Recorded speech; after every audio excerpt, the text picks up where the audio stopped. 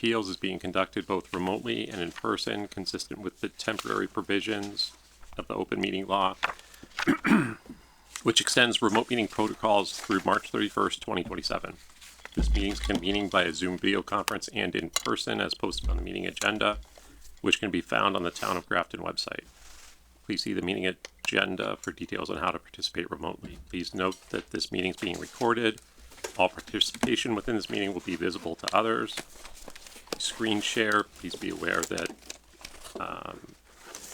anything you share may be broadcast, or captured later, and rebroadcast. This meeting may feature public comment for anyone attending virtually. If you'd like to request acknowledgement to speak, please use the raise hand feature in Zoom. The meeting administrator will enable you to speak when it's your turn. For those on the phone exclusively, the meeting administrator will enable you to speak. For those in person, we ask you to step up to the podium to speak, and for all speakers, state your name and address prior to your comments or questions. And each vote taken in this meeting will be done by a roll call vote. So we will start with case number 898, 116 Upton Street. All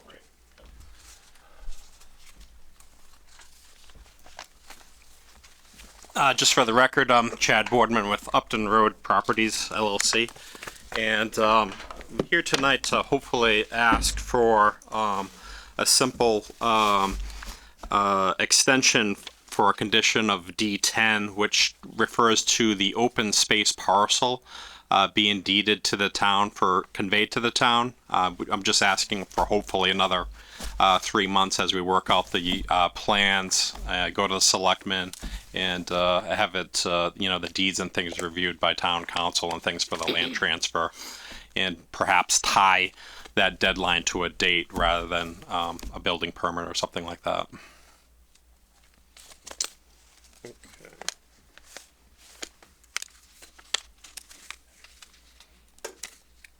So this is, you said has to do with the open space and Yes. Yeah. conveyance of that to the town, or just That's correct. Yeah. Yeah. Okay. Yeah. There's a parcel B, which is really the open space that abuts the community, Yep. and it was tied to a building permit, and Pull up the plan. yeah, it's just that open space parcel. Yep. And then that condition also had a thing about like a trail easement and things. It's just a little premature and just asking for an extension to work with whomever's going to take the land, if it's the land trust or the town or whatever. I just need a little bit more time to do that. And perhaps it's tied to, a date to expire or something like that. I just need another probably 3 months to probably go back and forth with the town council and things to do that. So just simple, So I can't think of any reason that would need to be anything other than tied to either occupancy or some fixed date that we're not going to bump up against. But Yeah. Mr. McCusker has his hand up. Yeah. Well, I was going to ask, could we see the actual section of the permit? I'm kind of curious as to what it says, and I think I agree with what you're saying, Brian. Apparently right now it says this has to be done before building permit, and I agree, that seems pretty aggressive. Katrina, do you have access to the? Yep, I'm pulling it up right now. Okay.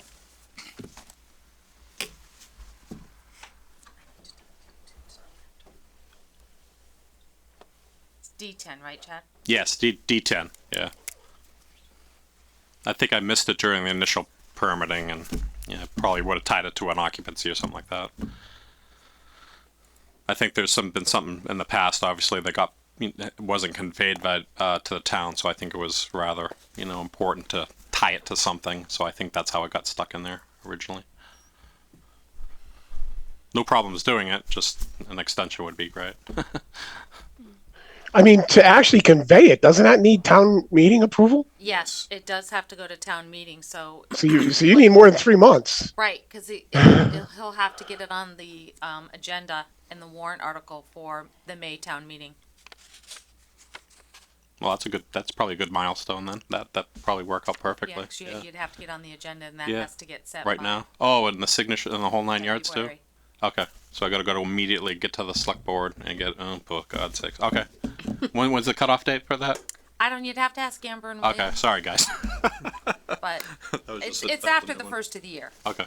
I do know that. So, Okay. so I guess my question is, what's the timeline look like for first building permit or I mean, not first building, but first occupancy? When do you hope to have actually a building with, That's with probably the people probably, in it? Yeah, realistically, Bill, it's probably six months from now. I would imagine. So June sometime. So Yeah. I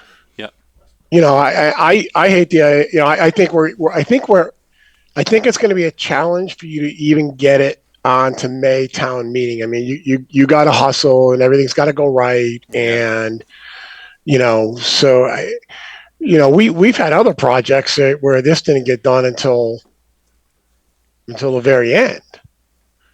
And I'm just wondering if there might be a better way to do this, or maybe occupancy of the final building or something like that. Or could I don't know. we say the 2027 town meeting? Or even the October town meeting. That's fine I too. suppose. If there is one, yeah. Yeah, oh yeah, Fall, there's the one fall's. in- I'm there's one still in going to be May, under one in October. construction, so that works probably perfectly. The fall's great. Yeah. I would hate to say the first building permit. I mean, the first occupancy permit. If that really is, your target is for that to be June, because that means basically you got to get through Maytown meeting, and I think there's just too many opportunities for something to go wrong. Yeah, I remember the last subdivision was a hustle. I think so. Yeah, I probably agree Yeah. with that, Bill. Yeah. I'm kind of wondering if Dan has any thoughts here. I'm kind of wondering why we even really need to have must be issued by, at all. And I wonder if we've had it in the past. And actually, the last one, the last development you did, Chad, I think that was all done at the end after the project was finished, right? Yeah, I think there's. I heard a rumor mill that we something maybe slipped in the past by another development. Okay. So I think it just needs to be a tickler. Okay. Or some type of milestone for me to come or you guys to recognize that it does need to be done. It's kind of just a alert. Yeah. So maybe the fall meeting works perfectly because I'm like halfway through, and that in the next month or two I can come back here and give a status report too. So I think everybody's wondering. They don't want me to disappear and not give the land, obviously. So Yeah. Yeah. I think that's the intent. I think that was the intent. Although I don't know why we said building permit and not occupancy permit or some other later date. I don't remember. I mean, I'm okay with when you want to say fall town meeting. I'd be okay with final occupancy permit. I'd be okay with that as well. Anything along those lines. I think final permit may not be the best idea, just because that, again, if the idea is to keep the developer from running off to Florida and we have to chase him, maybe I mean these are Two-thirds. good sized apartment buildings, and it's you get the occupancy for the whole thing. I can't imagine we're not gonna have a situation where like we had on High Point where the developer walks away from a couple of lots. is I the mean, issue, Chad, you just need time to get in front of town meeting to get. Yeah, absolutely. I didn't even recognize the town meeting thing, so I wasn't even prepared for that one. So definitely, I would need more time. So I mean, the fall would be. I have no issues with the fall if we want to do it with the fall, Yep. Bill. I mean, I'm halfway All right. through and no issues, and then the trail access will be built, and I'm working with Concom through that. So I think the fall's very reasonable on my end. I have no problems doing it. But it needs to be tied to occupancy permits. So Okay. what stage of occupancy would you be at in the fall? I'd probably the third building, maybe. Okay. Yeah, the fall or the third occupancy or something. If you guys want to make some type of decision based on that, I'm fine with that. How many buildings were there? Yeah. There's, Six.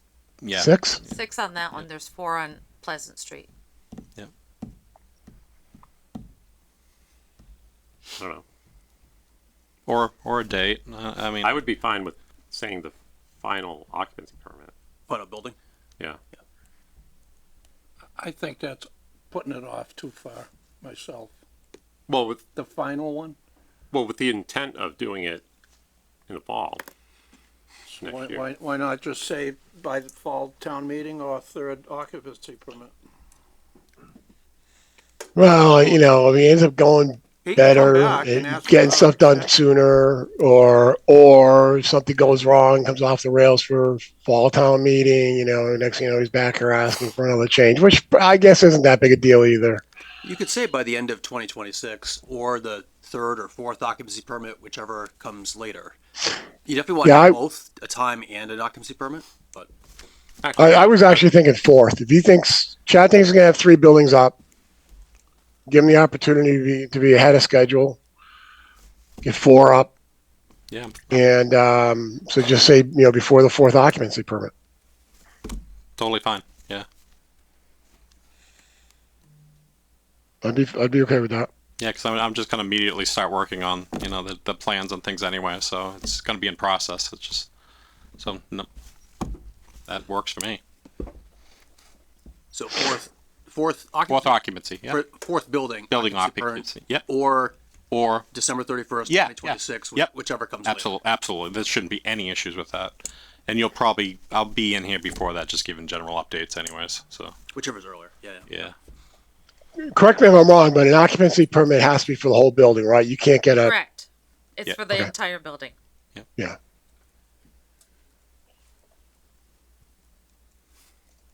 So I think what we need to be doing right now is, and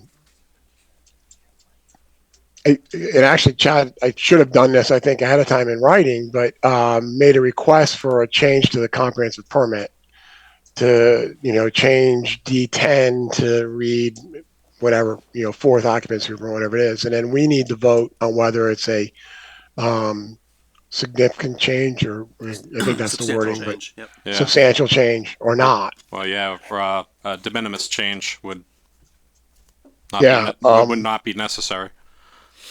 Do we need that request, Dan, or can we just I mean, do I a have- motion? I have a request to change it. Yeah, I But- think this is adequate, Bill. But the board should take that formal vote that this is an insubstantial change.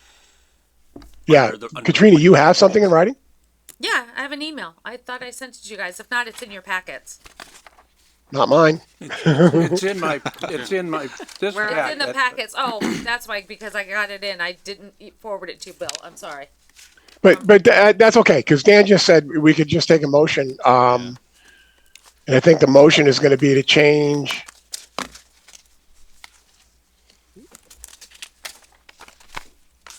Yeah, I requested Change that. Oop, sorry. Yeah, to change that first sentence to, so it ends prior to the issuance of the 4th building occupancy permit. You know, are we saying or something, or are we just ending it there? Or December 31st, 2026, Yep. whichever occurs sooner. That way, if for some reason he never builds the 4th and 5th and 6th building, which probably is unlikely, but if for some reason that happens, we still get the land. Right. Okay, so we're changing the first D10 first sentence to the end of, will read prior to the issuance of the 4th building occupancy permit or December 31st, 2026, whichever occurs first. Later? Did you say later? It's actually. I said first. Oh, sorry. I don't know, later? I said later. No. originally. I was hearing two corrected different myself. things, Bill. Sorry to interrupt. That's, It's whichever one comes first. Correct. Yep. Yeah. Yep. I mean, I can't write that down and hand it to you, Katrina. Do you have that? I do. do we have to vote that this is an insignificant change first? Mm-hmm. Okay. No, that's so. Oh, It could be done all at once. It's fine. We can do it yeah, once? yeah. So yeah, we're voting the motion. I move that the change I just described is an insignificant change for comprehensive permit, whatever identifies as comprehensive permit. Yeah. that too loose, what I've just said? No, it's pretty detailed. Do you want me to state it, Bill? So that's my motion. Yeah, how about, Dan, can you just restate that? Sure. The motion is that the board find that that the requested change is insubstantial and that the section D10 shall be amended to have the parcel B conveyed to the town of Grafton upon the issuance or prior to the issuance of the first building occupancy permit or December 31st, 2026, whichever occurs first. The fourth. Fourth, yeah, okay. The What'd I fourth. say? Not the first. You said first. Sorry, fourth. Oh, it's gonna be a fun day. Second. No, fourth.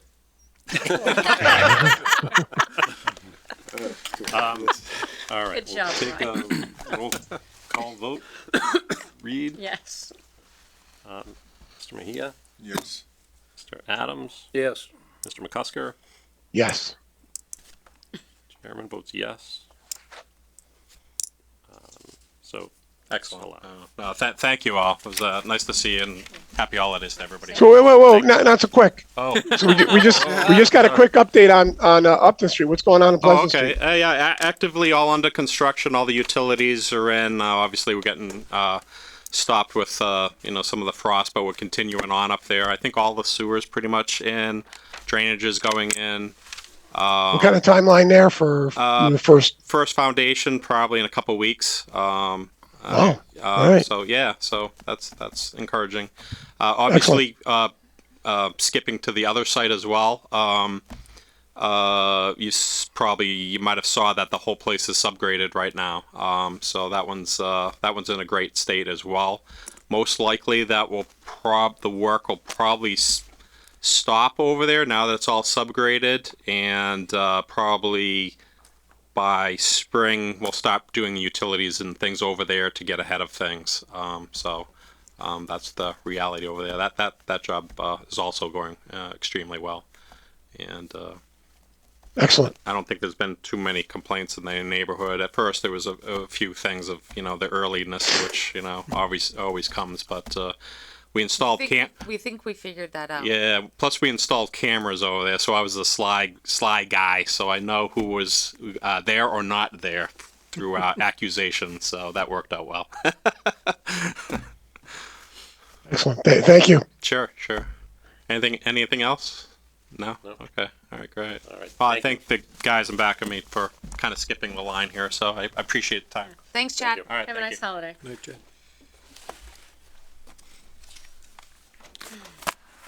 All right. So the next case is 14 Snow Road. I'll turn this over to you, Bill. I was actually going to ask Brian if you could just kind of drive a bit. I think it's going to be mostly the applicant anyways. Yep. But just Yep, no problem. I'm not the best right now, so. Not a problem.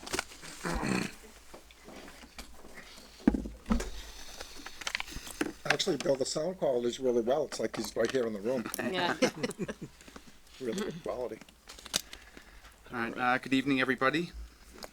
I'm John Grenier with Jam Gurney Associates. I'm here with Steve Benincasa, who is with Apartments at Snow Road, 14 Snow Road LLC. We, since... John, I'm sorry. going to interrupt you for a minute, if I may.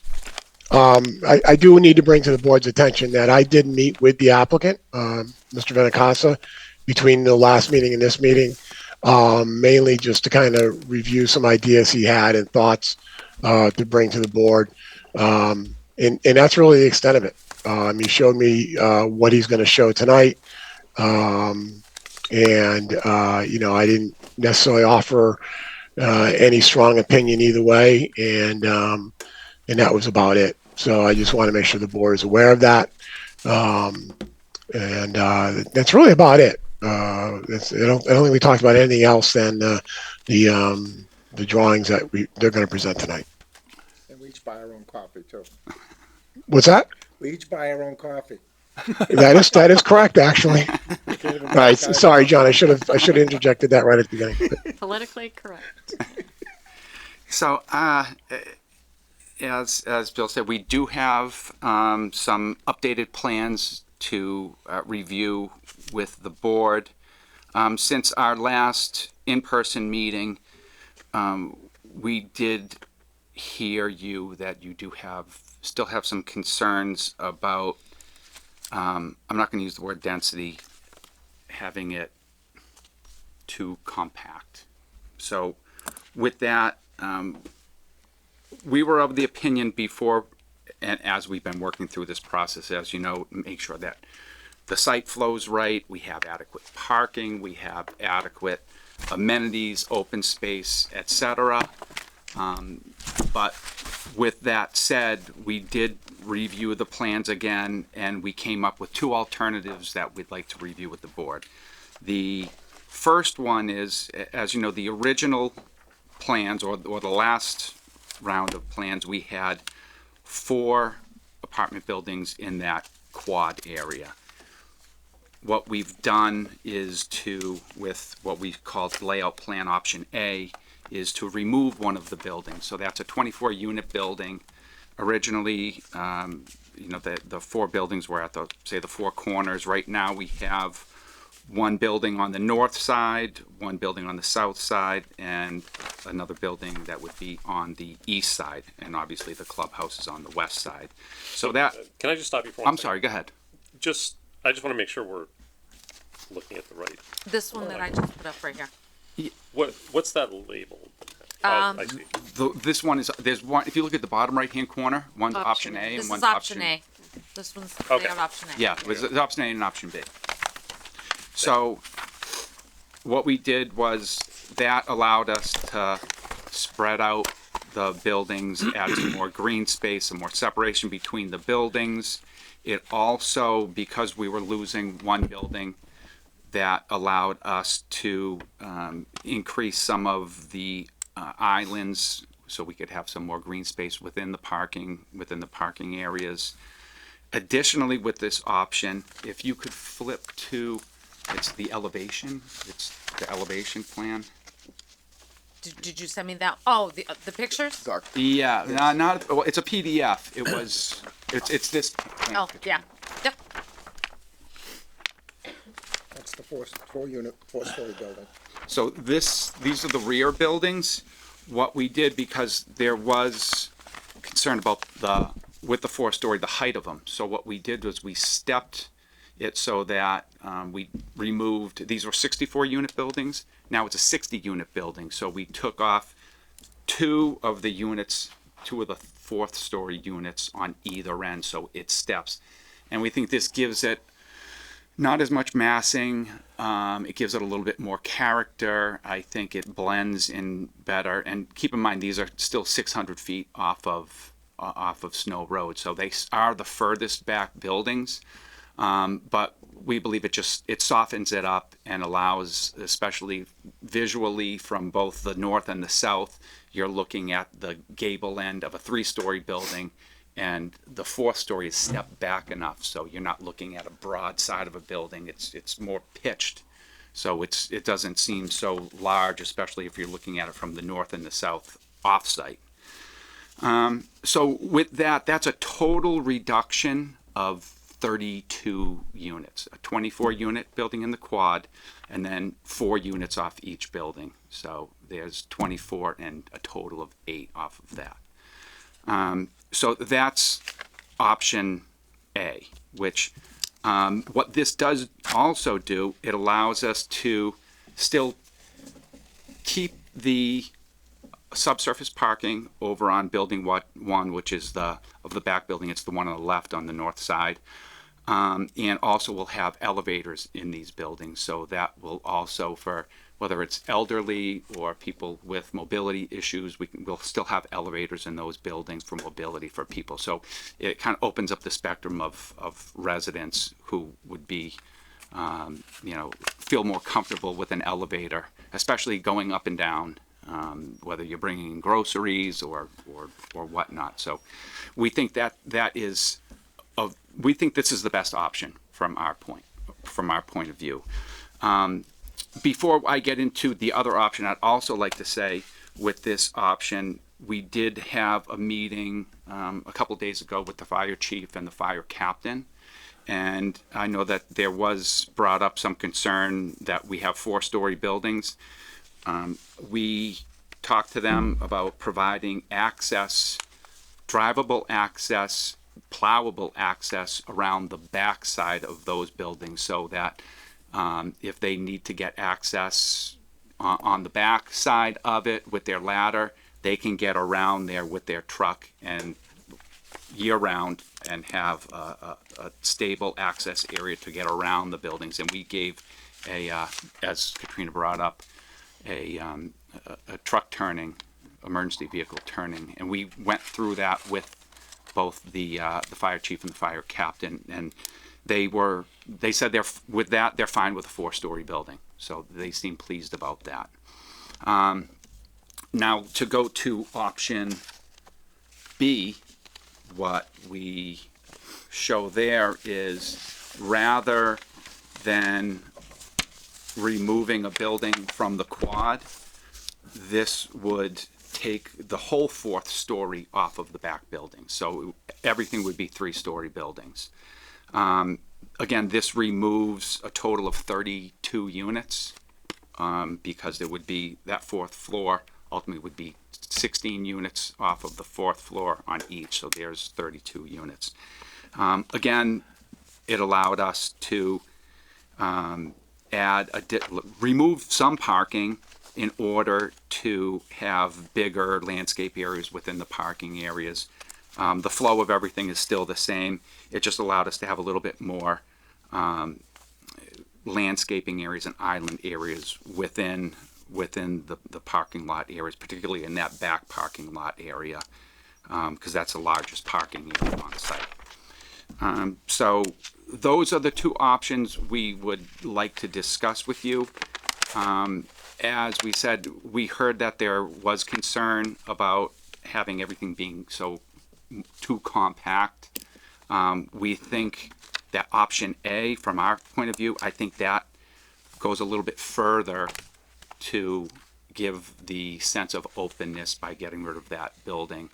And by having the 3/4 story split on the back buildings, I think that's reducing the massing of it, reducing the scale of the building, and still making it a good, accessible building for people who may be handicapped or just elderly, etc. So we think that that's from our point of view I think that checks off the boxes. But again, this is something we would like to discuss with you and get your opinion on. And again, as far as we know, I don't believe you have any, actually do have an elevated building, Pulte-built. Other than that, I don't believe any of the 40Bs have elevated buildings, so we think it's a good amenity to have within the complex. There's no other 4-story 40B in Grafton, is there? No. No, So that's the only 4-story 40B. yeah. Right. So we, Mr. Chair, Ms. Reed. could you just refresh our memory? How many units were in the original plan in the back 2 buildings? How, The original, it was 64 on both? on both. each. Each had 64. So each floor had 16 units on each floor, Right. times 4 floors. Right. So it was 4 stories before. Correct. Now it's still 4 stories, option A, but you it's cut but off we're- the, cut off the ends, like as you can see on this case. right, yeah. So we cut off the end, so it's steps. So it just reduces the massing of it, and it just I think it blends in a little bit better. So it would be 2 off of each building. We're taking off 2 units on the top Right. floor on either side on both So, buildings. maybe my math's not that great, but where are the 30, I think you said 32 units less, or 34 units less than the original plan? Where are the other units coming from that are, It's the other 24-unit building. right, It's so plus there's 24 2, plus 4, 8. 6, 8. okay. That's gotcha. 32. But if Did I we, say 34? if we got rid of the 24, that 4th building, and not only have 3 in the front, then you're adding that extra floor to make up for those 24 units. It's still going into the back 2 buildings, They're, no? they're adding 12 to Right. Each one. Each one, yeah. Right, right. But, so that's making up for the 24 that you're taking away in the front. They're not adding, they were already They're four already there. floors. It was already a four-story building. It was a total, it was, Gotcha. there were 4 floors, Right. the full building. So if we had 4 24-unit buildings in the center Right. and then took off the full 4th Okay. floor, It's that's 32 16 and 16. Gotcha. 32 total Okay. less units on Gotcha. this plan, Okay. on both plans. On both Sorry, I'm just That's fine. trying to think what we had before. So, okay, thank Right. you. Thank you for clarifying. Mr. Chairman, maybe I'm not reading this correctly, but I'm looking at the narrative that you guys filed. And you have alternative A, alternative B. Alternative A says this option involves the removal of one 24-unit apartment building from the central quad area. Alternative B says this layout retains the existing 4 apartment buildings in the quad area while proposing the removal of the partial 4th floor from the rear apartment buildings. Yeah, that was misspoke. That was so on alternative A, that's not, it's a removal of the 24 units and then it's a removal of Partial. Partial. partial Right. removal of 4 units So that's per a partial building. removal. Yep. That's the partial removal. Okay. I apologize. And No, then- I think- And then B is, I think the description's right. So alternative B leaves the 4 3-floor buildings and it removes the entire. So what's left is a partial 4th floor. It removes that entire 4th floor. Yes, in So that's number, the in part- B, in B. So option A makes it a partial 4th floor by knocking off the corners. Right, B takes the Option rest of it. B takes the entire 4th floor Right. off. right. Yes. I know what you're saying though, Dan. but A doesn't say partial on it. It just, No, Yeah. it doesn't. It was It left doesn't out. talk about Say, lopping off the A corners. should say, it creates a partial 4th floor in addition I to the think B, 24. I think B should say, Removal of the the entire, entire fourth. you're right. That's more clear. He's an engineer, Dan, not a literal. Yeah. ChatGPT got me. yeah, this looks like ChatGPT did it. I know, I run that too, so. Okay, And, Mr. Chairman, if I may, the plans do quantify the dwelling units on each option plan. Yeah. So option A for those 2 buildings in question at the rear, the 4 stories, does show them now as 60 units each building instead of 64. Yeah. And in the option B plan quantifies them as 48 units per building. Right. So that, Yeah. We get the engineering plans right, not the narrative. if I may ask a question, there was discussion in the narrative about the townhouses, and I just thought I'd bring that up because it's got to do with the quantity of the dwelling units. That's all I want to talk about that. Right. So, and I know before the previous meeting, we were hustling to get elevation plans from the architect.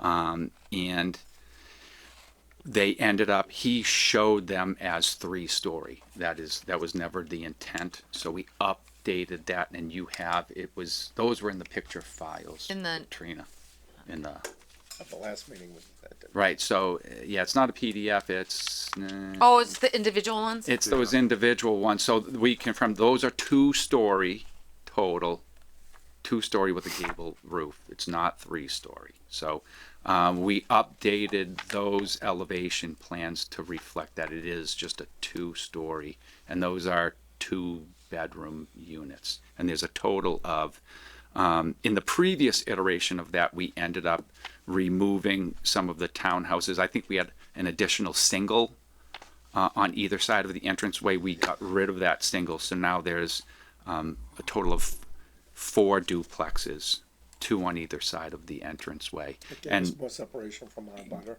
Gave us more separation from the abutter. We're also maintaining the required front yard setback in the residential zoning district. So again, it's in keeping with setbacks that are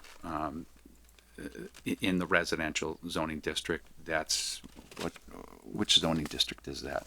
Because we do have a split zone. We do have a commercial zone that's on the southerly side of Snow Road, and then the northerly side of the project, that's where it goes into the residential district. So I just want to point out that we are maintaining the yard setback. So they are set back adequately from the road in keeping with the local zoning for that, and they're 2 stories. And I don't think technically we were required to do that, but I believe the board requested that, I think. Yeah.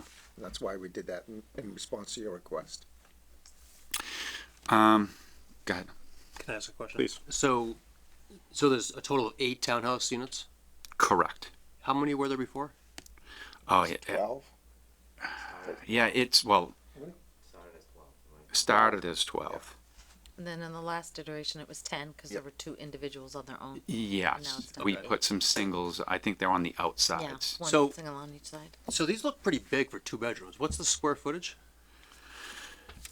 2,400. 2,400? Two car garage at street level, which is accessed within the project, so you Oh, don't okay. see So garages. So the first floor is really the garage?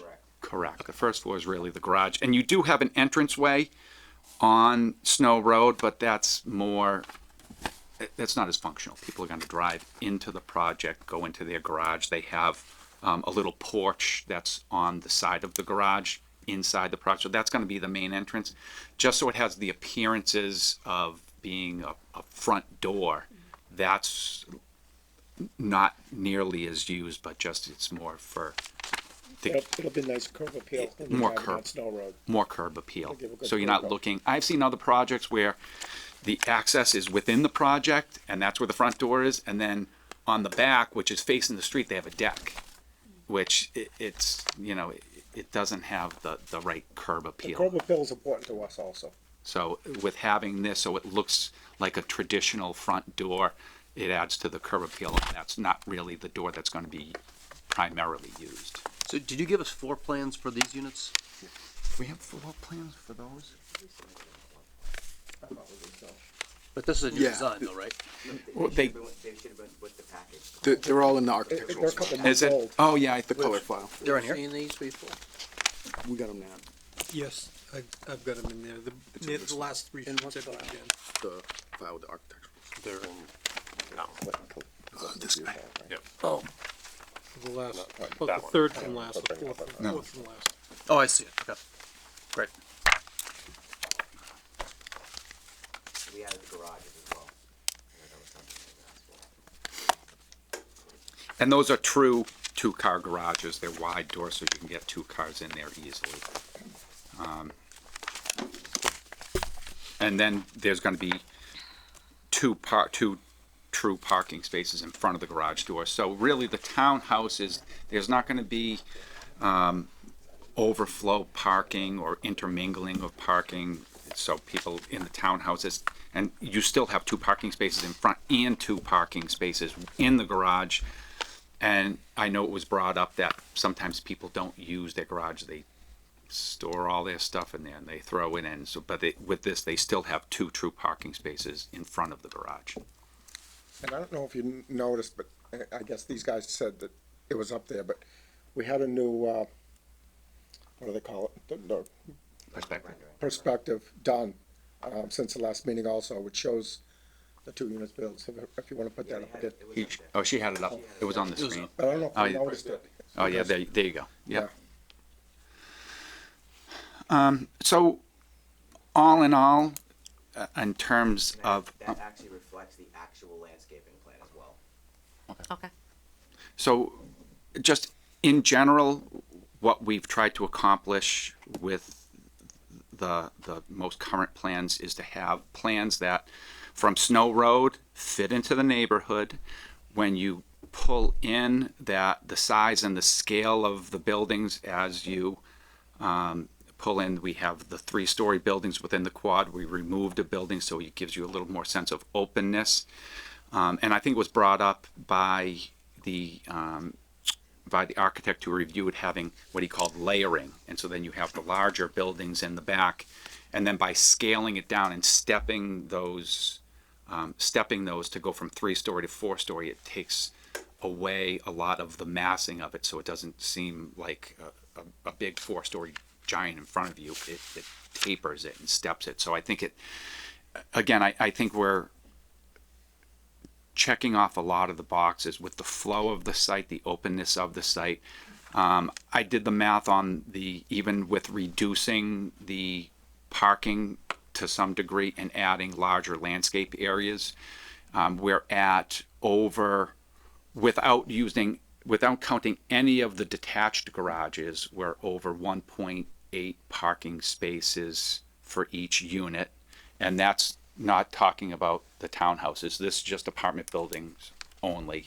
If you were to include the detached garages, we'd be over 2 spaces per unit. So I know the number that's floated around is somewhere around 1.75-ish. But the national number is actually way lower than that, but Yeah. we don't like those numbers anyways, the 1.2. We think that number's too low, but that's the national number. So even by, with the reduction of, again, the removal of the building, the stepping of the back buildings, we're at over, without including any of the detached garages, just open air and the subsurface parking for building 1, we're at over 1.8. So we think that's plenty of parking, and we were able to beef up some of the landscape islands. So You actually took parking off, didn't you? I did. Yeah. I did. So we took spaces off, Yeah, and we're still over 1.8. So because we don't wanna have too much parking either. right. So we'd just like to get your feedback. We think, so all in all, with both of these, the total unit count's 200. And just to give you, originally, when we first went into negotiation with the selectmen, we were at 300 units. We came before the board with, the first submittal was at 268 units. Then we removed a lot of townhouses, removed some, we turned the quad into, instead of bigger buildings, again, these 24 unit buildings, which again reduces the massing and gives you more open space, more landscape area. And then we reduced it down, I think we had 236. We had 236 at one point, then we got rid of some townhouses, then we were at 234, then we were at 232 when we took off those last 2 singles. And then this last change I think was the most dramatic, and I think that this feels like it has plenty of open space, has plenty of parking, has a good flow to it, and we're down to 200 units. We think that the 4-story buildings still add benefits through the use of more elevated units, which we think is important for our own clients, which, selfishly, we need to operate a business afterwards, and that opens up more market for us. And we think it's a benefit to the town also, especially since, the only other elevated building is unit that Pulte built, and those units that sell them for $500,000-$600,000. So that's not affordable unit. That's a whole different product. So this opens it up to the more masses of people in town, and so that's why we favor that. But we hear the comments back about the 4-unit building, and that's why we shrunk the ends down and we removed the other building, so that we give you that option. We're willing to accept either option if you do. So I have a question on the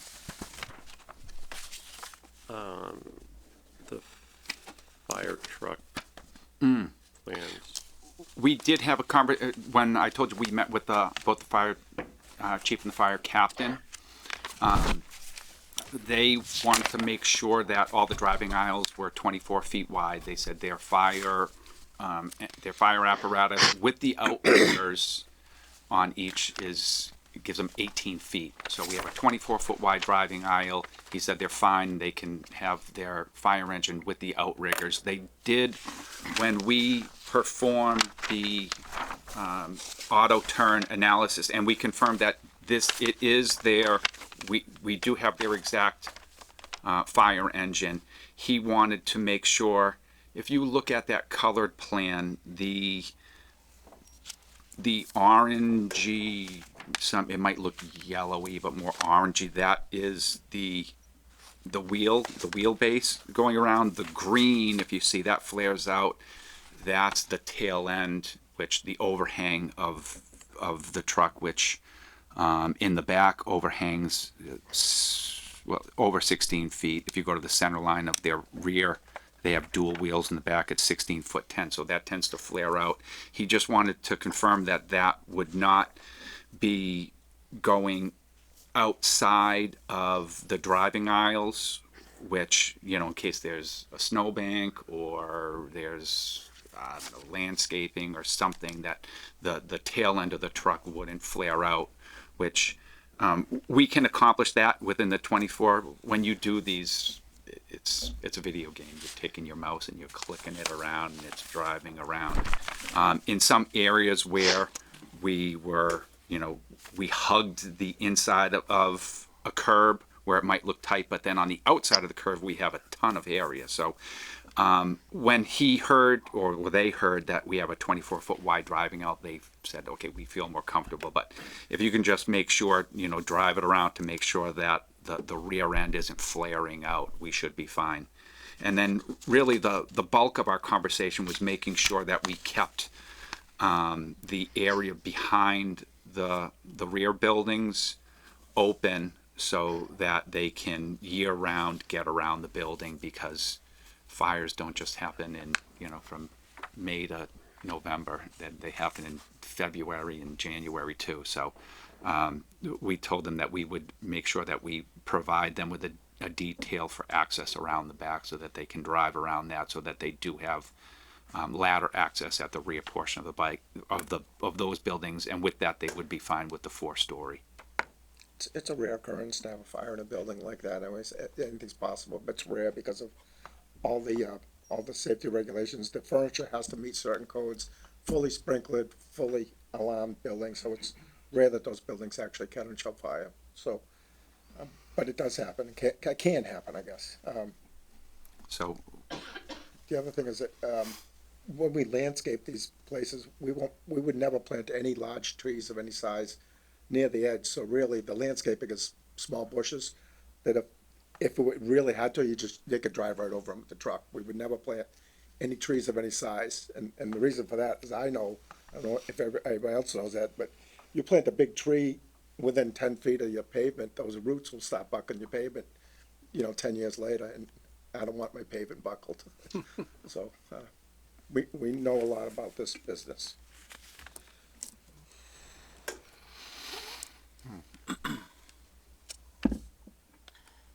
We got the perfect plan now, Dan. Brian, Bill has his hand up. Bill, go ahead. Yeah, so I think the applicant is asking for our feedback on these. So I'll start, and I think it's important. We're very late in this game here, so I think it's important that we get him solid feedback. And I'll start by saying that I can support either one of these proposals. I think I prefer the proposal that has that completely removes one building. It has the 4-story, the reduced 4th floor on each one. And my thinking, I guess, is similar to the applicants in that I kind of like the idea of what is essentially 24 more units having elevator access with that plan versus the other plan.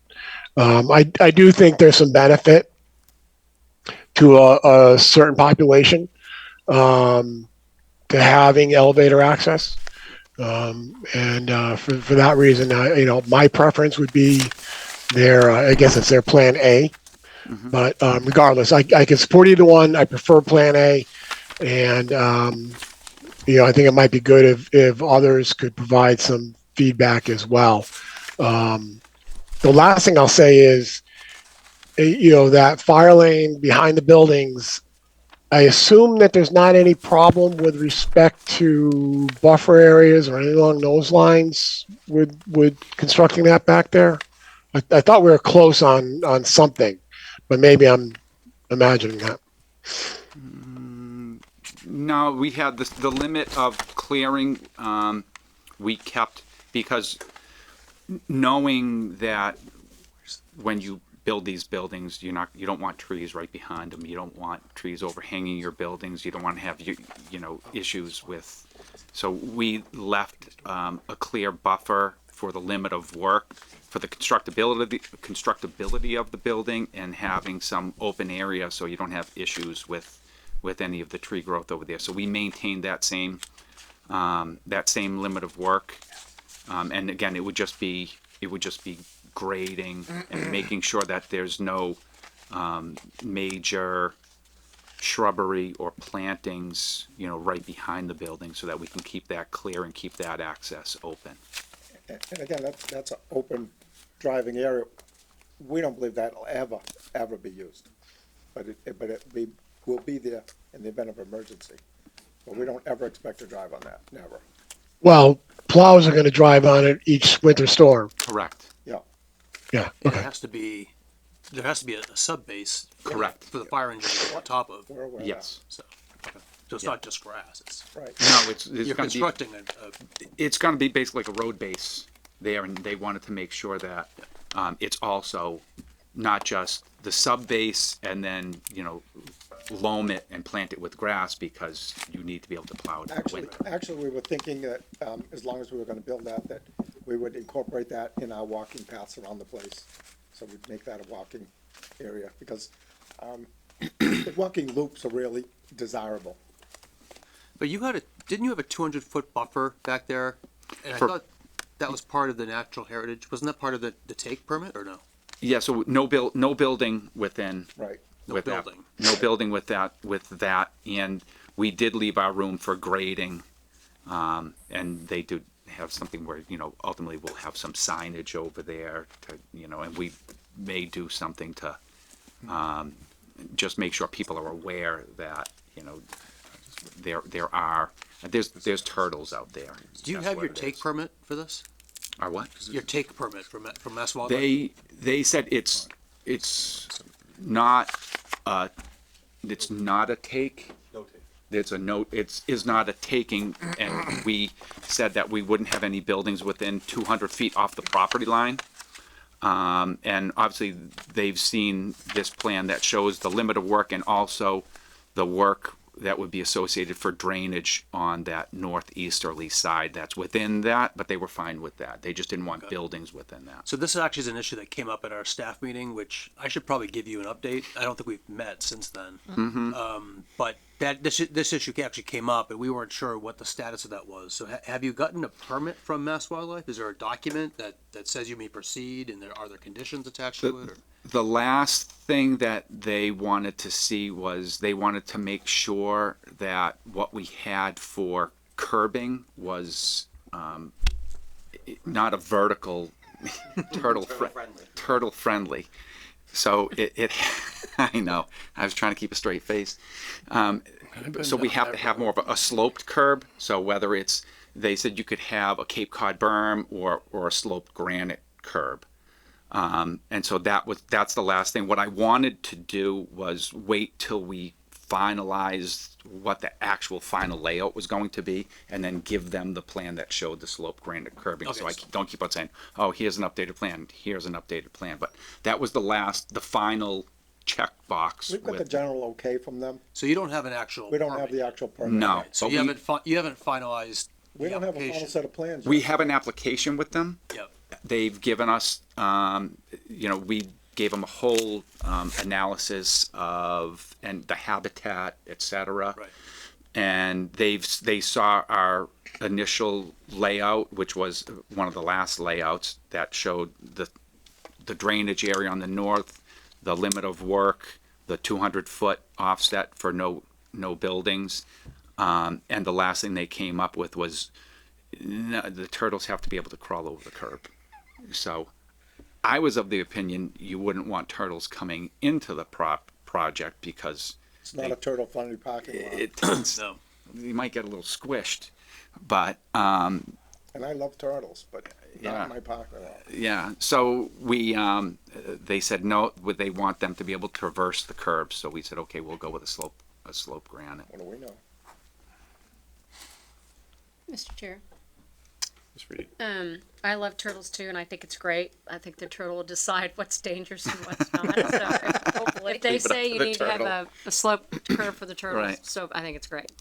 And while we're, Well, she's talking. oh, I'm sorry. Oh, Yeah, keep that's going. okay. I was that just it? gonna say, I also, of the two options, I think A's the better one. I like that the front area has more open space.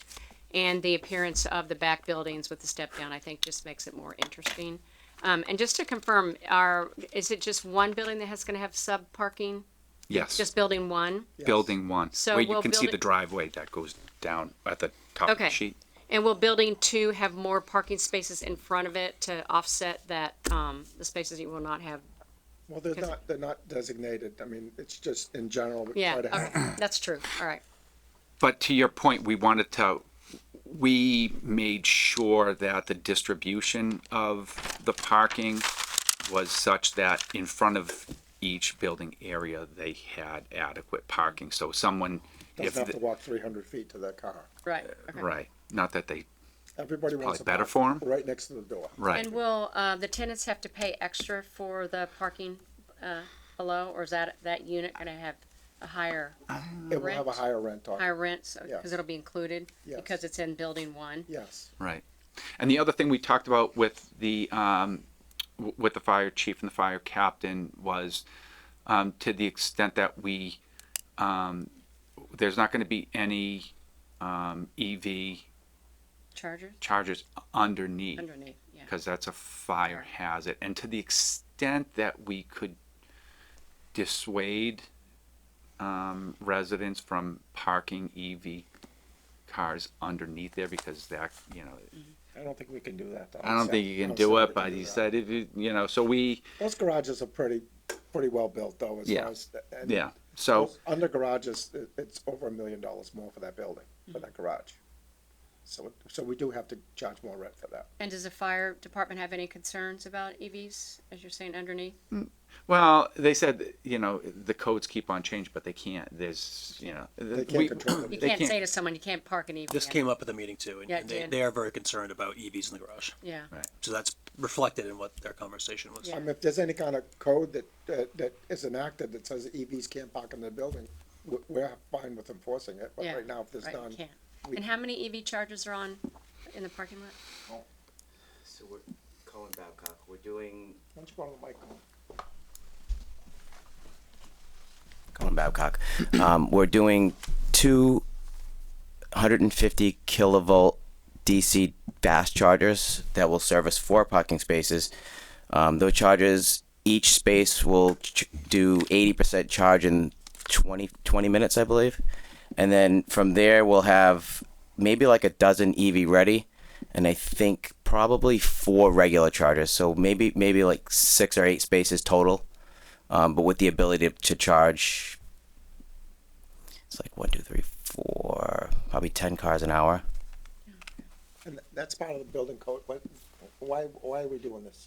Yeah, it's part of the building code. Part of the building. The new energy codes. It's actually part of the IECC 2025. Gotcha, okay, So it does get done. It's enforced. thank you.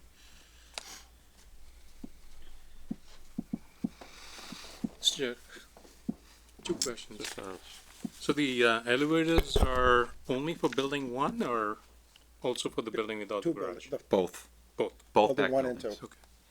And when you said the units are being knocked down, does option A just go flat, 3 floors? No. Option B, no, option B, A yeah. has the step. Option B maintains 4 buildings in the quad and takes off the entire 4th floor. So that's just flat. No step down. It just No takes it step off. down, yeah, but Okay. just drops down. 3 stories, Got it. the whole, not a step from 3 to 4. We're proposing sloped roofs in all buildings. So, can I just add, Yeah. this was from September. This is the 4-story building. That's the initial one, yeah. Yeah, so it's just this missing a floor, right? The roof is the Yes. same. Yeah, Yes. it won't be flat. doesn't just have one the- with- It'll still have a It's the same gable. elevate, like, It would still have a gable. It would just be like taking Straight across. this roof line and going straight across. yes, okay, so it's this one just with Correct. Yeah. one of the middle floors removed. Correct. Okay. So really that bullet number 3 applies only to option A. I didn't follow that. If you say see it the again, narrative, Yeah, it talks alternative about A. dropping it out and the elevator inside the building. That's all only for option B. correct.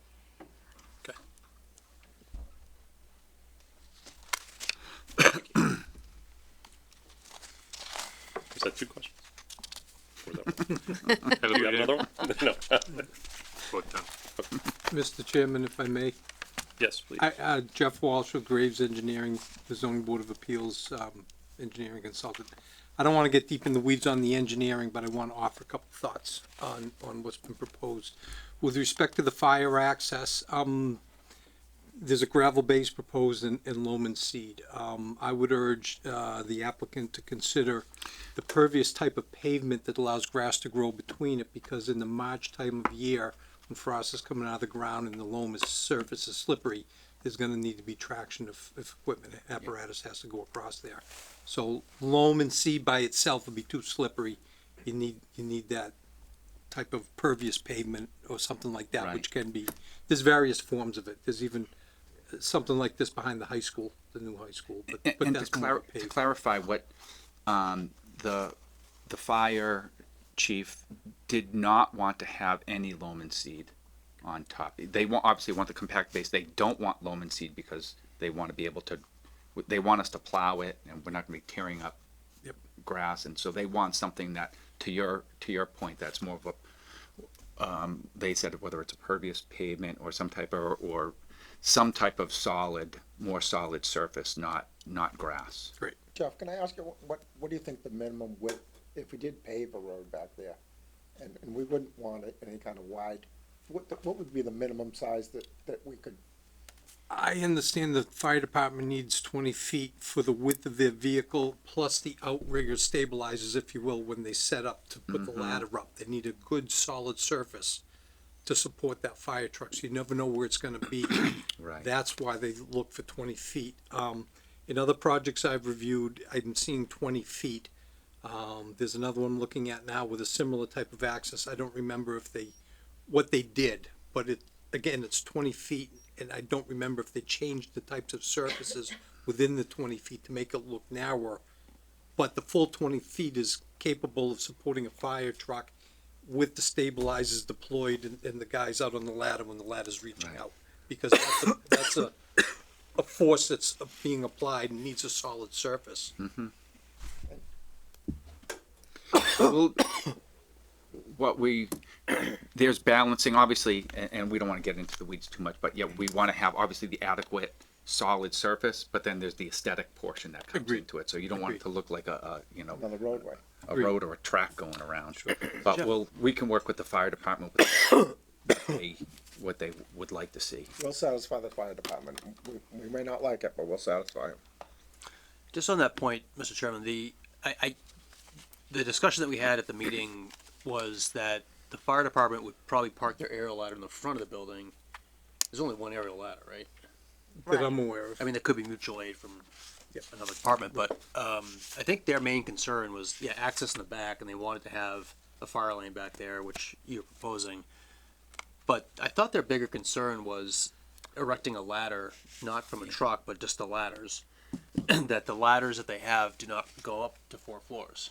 And I think that was the main concern about the 4-story buildings. So I'm a little confused. I mean, you're telling me that you talked to them after our meeting and they said 4 stories is okay, and that conflicts with what I Right. thought I heard at the meeting. But What the fire department spoke of at the meeting was of being able to put a ladder up to the back of these 2 buildings. If there's an emergency response where they have to get to the front of the building, they'd approach the building from the from the parking lot. But with respect to the ground ladders, I think they were called, right. they weren't long enough to reach the 4th floor of building number 2, nor are they long enough to reach the 4th floor of building number 1, which has a walkout. So that's that's like going to the top of a 5th floor. The point I heard at that meeting was that they could not gain ladder access to the back of these buildings any more than the ladders would provide, which is about a 30 or 35 foot long ladder. I don't believe that. I'm not sure if that's ladder length or vertical rise, but the point is they couldn't get to the top floor or 2 without this access. That's what I took from the meeting. And that's what they, so by having the ability to get the truck around the back, they could use their ladder, the ladder on the truck. But there's only one ladder truck. So I think the point is that if one of these buildings is engaged, you're gonna have your aerial ladder in the front, Or they'd go, if they have to get to the back, they'd go around the back. You're not gonna move it. Once it's put in front of the building, it's staying there with with their aerial ladder going to the front of the building. If someone, if they have to go in the back to save a life on the fourth floor, they have to erect a ladder, a ground ladder. And Yeah, that's the- Dan, I mentioned this last time. They bring mutual aid in real fast, and I had a fire 3 houses down, and the tower from Sutton beat our own tower here. So, well, I mean, in fairness, wait a second. In fairness, the tower in Sutton is parked just across the line. It literally is closer to this house, you know. But the bottom line is, I've seen them bring in mutual aid second towers all the time, and I'm certain if, you know, as soon as somebody saw any sort of a header coming out of one of these buildings, they'd be calling for mutual aid and additional towers. My understanding is, or what I believe to be the case, we were having this access in the back, exactly for the tower access. It was so that they could get up to a fourth story window if they needed to perform a rescue or something along those lines. And that's something they can't do from a ground ladder. So my understanding, or at least my, I guess, expectation is the main reason for this access is if they have to get a tower back there to perform a rescue on the fourth floor. That's my expectation. Yeah, I was just relaying what was spoken at the meeting, and Yeah. they were referring to ground ladders, but that could be true too. And I guess I think we all need to go back to the chief and the captain and just get clarification, because if they're okay with the back access, it needs to be wide enough for a tower. So whatever that is. Wait, isn't that what this print is showing us? Yes, Yes. and we How brought wide- this, Okay. we How brought wide is this road? 20, it's 20 feet. 20 feet. Okay, is that enough? That's 20. what I understand the requirements are. Yeah. I'm not gonna speak for the fire department, but I kept hearing 20 feet, wide access minimum for, use of the aerial truck. Okay. And I hear that in other communities as well. And then we also did a truck turning radius to show that it can loop around both buildings easily. Perhaps we just need to make sure that we get Sure. the written, you know, not that we don't believe you, but just get a written, you know, verification from the chief or, you know, his designee that they approve of this layout and this road, et cetera. Okay. Maybe that's, you know, what we need. Yeah, we're fine with that. We'll do whatever the fire department requires us to do on the road. We may not like a 20-foot wide road, but if that's what they require, that's what we'll do. The other issue they raised while we're talking about fire is the combustible building materials that are being proposed, and I think Yeah. So we talked to them about that. So that is cement to siding. There is no vinyl siding above the first floor. The only vinyl siding on those buildings is the first floor level. Everything else, if you look at that elevation we had up, all the white is hardy board. so the first floor is vinyl, but Not the whole first floor, just the very ends, the blue. You see like that blue color? Oh, like. The rest of it's all cement board. oh, I see. So I think one of the original renderings had it as vinyl, like in the early on, but we don't use vinyl above the first floor for wind shear reasons, because vinyl doesn't do well with water intrusion. All right, so it's mostly hardy board, which is Correct. cement, All the white you see, yes. and that's Cement panels, correct, with metal trim. And Mr. Chairman, a couple other comments I'd like to make, with respect to the granite curb and the turtles. I get it, I respect it, but we've got to balance that with the, provision of separating passenger vehicles, or vehicles in general, and pedestrians. Oftentimes, when a sidewalk abuts a parking area or a driveway, when there's no grass strip and it's just sidewalk right up against the curb is a vertical type of material. Goes against the turtles, but I'm trying to balance human safety with the animals. There's certainly areas that would warrant slope granite edging, Cape Cod berm, something along those lines. But again, the devil's in the details. But I'd like the applicants team to be aware of it. This is certainly, in my opinion, a discussion for construction plan preparation if the project gets that far, but I wanted them to know now. Same with the surface on the fire road. We agree with you, Jeff, on that, and what we were thinking that maybe we would do the hybrid instead of a 3.5 inch slope. We would go with a heavier and sloped and but a little steeper, but it would still be sloped. Understood. So we could do the both, but Okay. actually I did that on a building on Route 20 just recently too.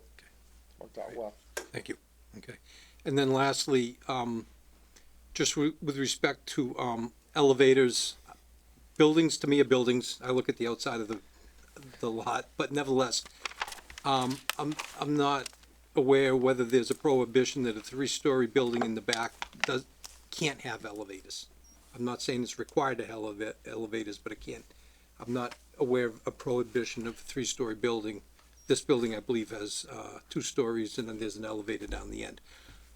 I'm just trying to make sure the board has the facts straight about what can and can't be done with respect to an elevator in the back of the building. I don't want to get involved with that discussion, but what I read in the narrative is that I felt that they may not be proposing an elevator with 3 stories, and that I get and I respect. But I don't believe there's a prohibition that they can't put an elevator in that building or those buildings. It's a cost Yep, factor. is what it is. understood. Okay. That's all I have, Mr. Chairman.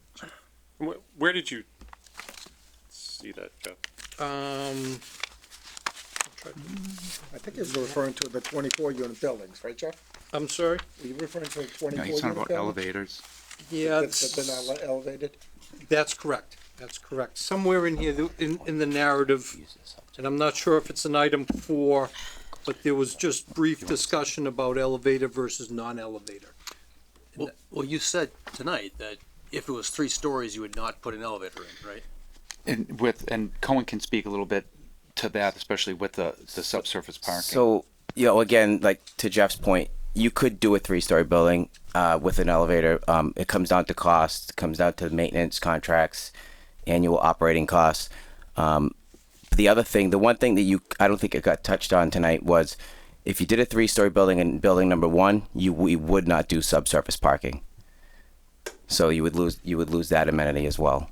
That's something that just financially would not work with the cost of that, and there would be too many parking spaces. You'd have a 48 unit building with 53 parking spaces. So we would lose. Sorry. Can you just say that again? So that the option B with the 3-story building.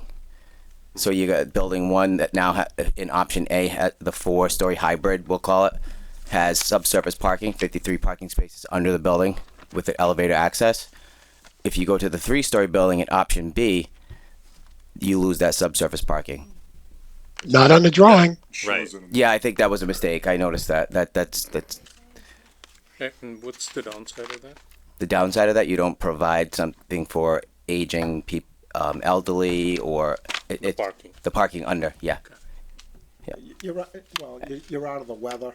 Right. When you're under the building, but It's convenient, it's an expensive, The there's a 3-story reason why- building cannot support that. There's a reason why that you don't have any buildings in town with parking under.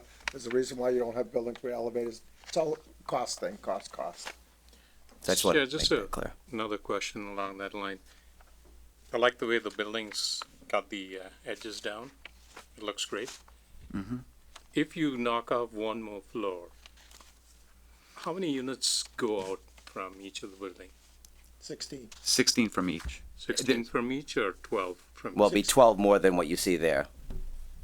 If it was a full 4-story, it would be a total of 16. 16 per floor. With this hybrid, we're taking off 4 units. units. So then it would be an additional 12 units. If you went down to 3 plus Cor- 2. What if you, the same model, if you took off one floor, So it's just one consistent, So it's a 3-story building. one consistent 3-story building. I think what Jiffy's asking is what if you did 3 stories and then on the sides you 2? So you'd so lose you 4 take more this units. and just drop it by one floor, You'd lose 16. 16 or 12? So there's 12 on the top floor, but if you're keeping the top floor the same and just removing, say, the There's second or 12 third floor. Just in the middle section? Yeah, if you remove the second and third floor, those are 16 unit floors. So it'd be 16 and 16, 32, right? Right. Mm-hmm. And then to the point Cone was making, the ability to have the subsurface parking works well with this because we have 53 spots.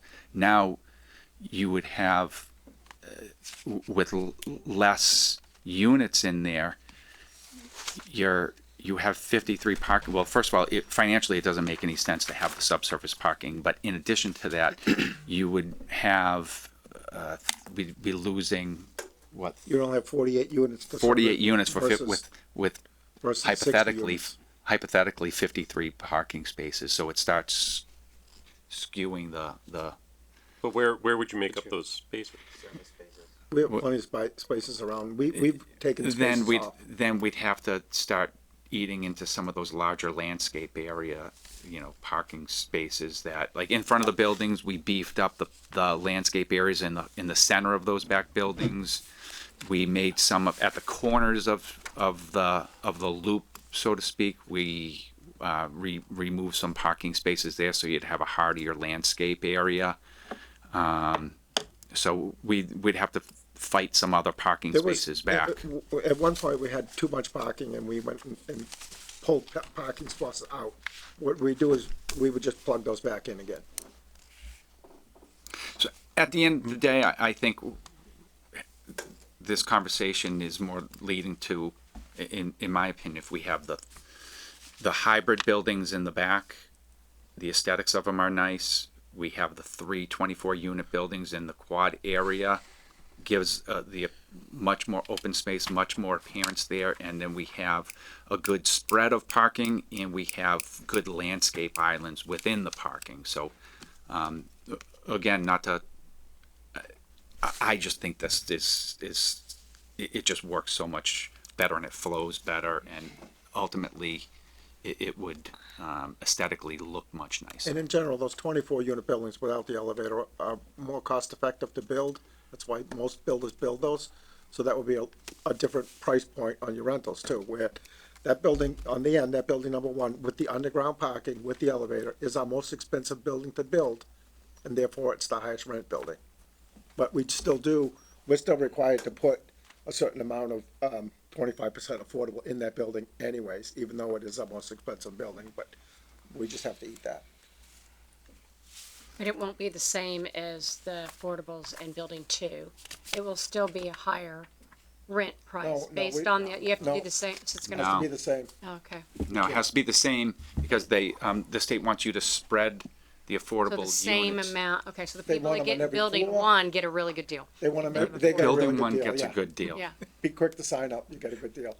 They want them on every floor, and every corner, and Yeah, every right. building, and right. And Okay. and the percentages of, well, they're not evenly spread between the 3s, the 2s, and the 1s, but Yeah. they do have, it is, that's a requirement that we do for the state, so we have to give them a Right. selection plan Yeah. for that. And what happens with the garages? Do the affordables units get the garage at the bottom? the Or subsurface. is that an option? And, I hadn't thought of that. Are those gonna be assigned or not? Well, we'll have one. I thought this did. Cohen, if you talk, you gotta come up. Sorry. Yeah, Just stay- jump I know, up I there. just- Big deal. You're gonna have to Stay here. You can jump. Yeah, so there'll be so in that particular building, so there'll be 53 of those spaces will be assigned to 53 of the units, correct? And then I guess if talking about the affordables, so it's 60 units in that building at 25%. So you what 12 units in 15. 12 or 50, 15 units. So essentially, yes, there will be some affordable units in that building. Will be a lucky winner of a parking space under the building. Mr. Chairman, I would think if there's 25% of the units are affordable, then perhaps 25% of the parking spaces go to Yeah. 25 to the affordable. That's what I would think. That may be the But that's case probably a discussion for the with the state. state, correct? It's not really our purview. Right, Yeah. right, but that's how I see it. Brian, Bill has his hand up. Oh, sorry, Bill. Yeah, just, a thought as Kay was asking about the prices, just everyone keep in mind, the rents for the affordable units are set by the area median income, not the amenities in the building. So It doesn't matter how nice the unit is or isn't or anything along those lines. It's based on, well, it's based on bedroom count, but really it's based on the area median income. So that's why, all of the rental units will have the same price throughout the project, regardless of So you whether can't it's got a charge for great garage. view on the top floor or it's got a, whatever.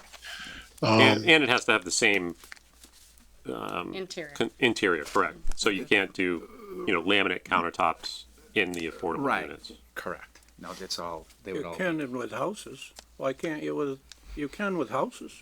Yeah, I think so. The inside, you can do anything you want. Can't? I believe so. Yeah. Actually, we probably could do it, but we wouldn't. No, it's too hard. It's too hard, right? It's also, yeah, Well, they rotate off. for rentals, They they rotate, rotate. exactly. The units aren't assigned to, Right. so. They're only assigned That's the initially. reason. Right. But I was trying to focus on the rental price. Okay, it doesn't matter, You're correct. right? The rental price is based on the area median income, not what's in the unit, Right. Correct. right? So let's just try and keep that in mind. But more importantly, I had said earlier that I could support either plan. I probably could, but I was under the impression at the time that Plan B still had elevators and underground parking. My understanding now is that no, they don't have elevators and they don't have the underground parking. So I very strongly prefer Plan A at this point. I'd support either one. If most of the board prefers B, I could go with that. But I think A is a much better option than B. So just to clarify too, B would not have the driveway around as well. No, because there's not enough units to support. Oh, you're talking That- about that the built- access that around the back? garage. Well, no, you wouldn't. Because there's no need. There's no need, it's a three-story building. You can get a ladder. So I'd want that confirmed with the fire department as well if we choose B. Okay, Yeah. I'll send him a memo. Well, let's slow down. No, I know, I'm Let's, just writing. let's see if we choose B first. I'm just making notes, so How- if how I have to about- go back. Why do we have to choose anything? Because we've been doing this for almost a year Yes, and we need to provide direction. All right. So we kind of got sidetracked. Can we go back to Dan for just a recap of the staff meeting? Sure. All right, so I met with Chief Matthew, Captain Colleen, Jeff, Paul Canoyer, DPW, Leah, Conservation, Katrina was in attendance, and we talked about a lot of different things. I think it was probably like a 2-hour meeting. Yeah. And then afterwards, Jeff and I went down to the site. We looked at the sidewalk areas. We looked at the frontage and the intersection. We also took a drive over to the Pulte project. The four-story Pulte project on Institute Road near the corner of Westboro Road. Just getting finished up. It was permitted through the planning board as non-40B. It has 4 stories. It has garage under parking. It has some townhouses. I do not know whether or not it has elevators. I've never It been does involved. have elevators. Thank you. It Okay. does. Yep. That's the summary of that project as I know it. And so I actually wrote up a memo, which I believe has now been docketed, right? And that was dated November 25th. And there were 6 issues that I summarized in the memo. The first one is the Snow Road, Worcester Street intersection, and I'll let Jeff speak to that because we've got some recommendations for further action by the applicant. Second issue is the sidewalk question, and again, Jeff can address the viability of that. We had a good discussion with Paul Canoyer about the feasibility of the sidewalk. Hold on one second, Dan. Sure. Do you have hard copies of I can that? print 'em. by chance? Did you send an email? I sent an email. I forgot to put it in your packets for tonight, so that's on me. A few weeks ago. Yeah. 2 weeks. When Dan wrote it, I sent it to everybody. So if you give me 1 sec, I'll go get them. Thanks.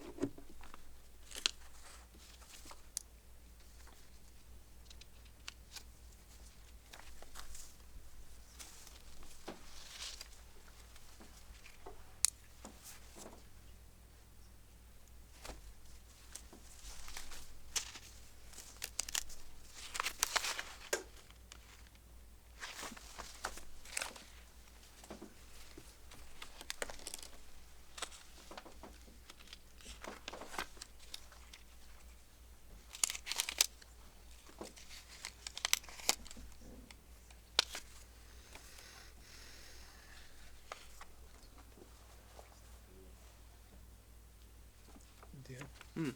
This is the memo. 25th? Okay, thank you.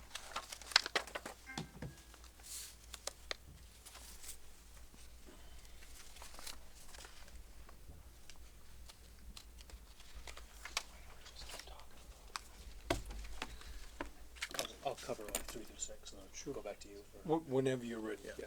Take however you wanna do it.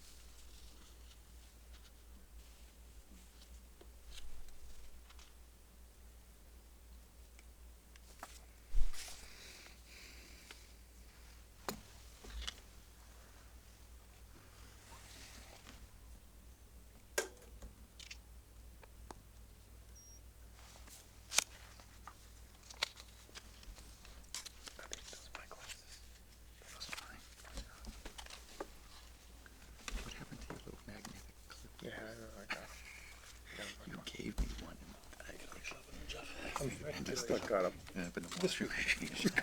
Very close, just. Lottery tickets? No, not that bad. But things along the line like that, stocking stuff, kind of stuff. I got lucky. I found a Drake May jersey for my kid. Oh, perfect. It's so hard to get now because. Oh, they must fly wouldn't out. want those. Yeah. No. Get, my wife and I, she does all the shopping. She gives you a list. Yeah, No, she's great. I don't want it, so I gotta go find something, but I already did. And, should be surprised, but then, I gotta get something. Well, stuff we for talked stocking about the crowd. It's gonna talk about, the intersection. She was trying to get me a What else is tickets to a concert up at Groton. You ever been there? talk about Groton? connectivity on the sidewalks. No. Gorgeous, it's in Groton. It's only a few years old. Oh, I've heard of it. Yeah, yeah. Beautiful, beautiful place. Yeah. I voted in there once. Do they get good ads? Yes, yeah, they got some good intersection. We didn't roughen up. Peter Wolf is coming Oh, yeah. sometime soon, but tickets went like that. Yeah, yeah. There's supposed to be a thing on November's election. John Hyatt. In the state. Oh, yeah. Oh, wow. Yeah. The two of them 8 together? units per acre statewide, and all residential. Between the two neighbors, So they went on sale. Houses. Someone jumped out of my computer. So below local, you would be able to live less than. That's the way it's. On their own. 10,000 thing. 8 units per She acre. was They like, never do that. she They was, never, when the they- town couple does days anything later. against roads, Well, they will never go to the Our subdivision. Fail on, you can look at fail on Grafton. should take it It's like 6. I'm taking a condition. Okay. Yeah. Place is gorgeous. You could do a lot by, you could do a lot. Like 40 by 100, 50 by 100. They're living on top of each other. What do you want? We're not used to it. What's this? It's the same thing. It's very, very beautiful, great up street. No, this is, they're talking a standalone building. Thank you. Thank you for saying. Nice bar Okay. Yep. So that's about it, and I like it because it's not too think far. I did We don't have to get the double. Yeah. Thank you. For me, it's like about a 30-minute ride. All right, sorry, Dan. Proceed, Should I pick right back up? please. Sorry about that. All right, so first issue was the intersection, second issue is the sidewalks. I'm gonna let Jeff talk on those. Third issue was emergency access and safety. I think I covered these issues. The chief noted that the swept path was using the wrong truck, but now they fixed that. And so we have a lot of follow-up questions with the fire department to make sure, as Bill said, just trust and verify, that everything is good. Trash management was discussed.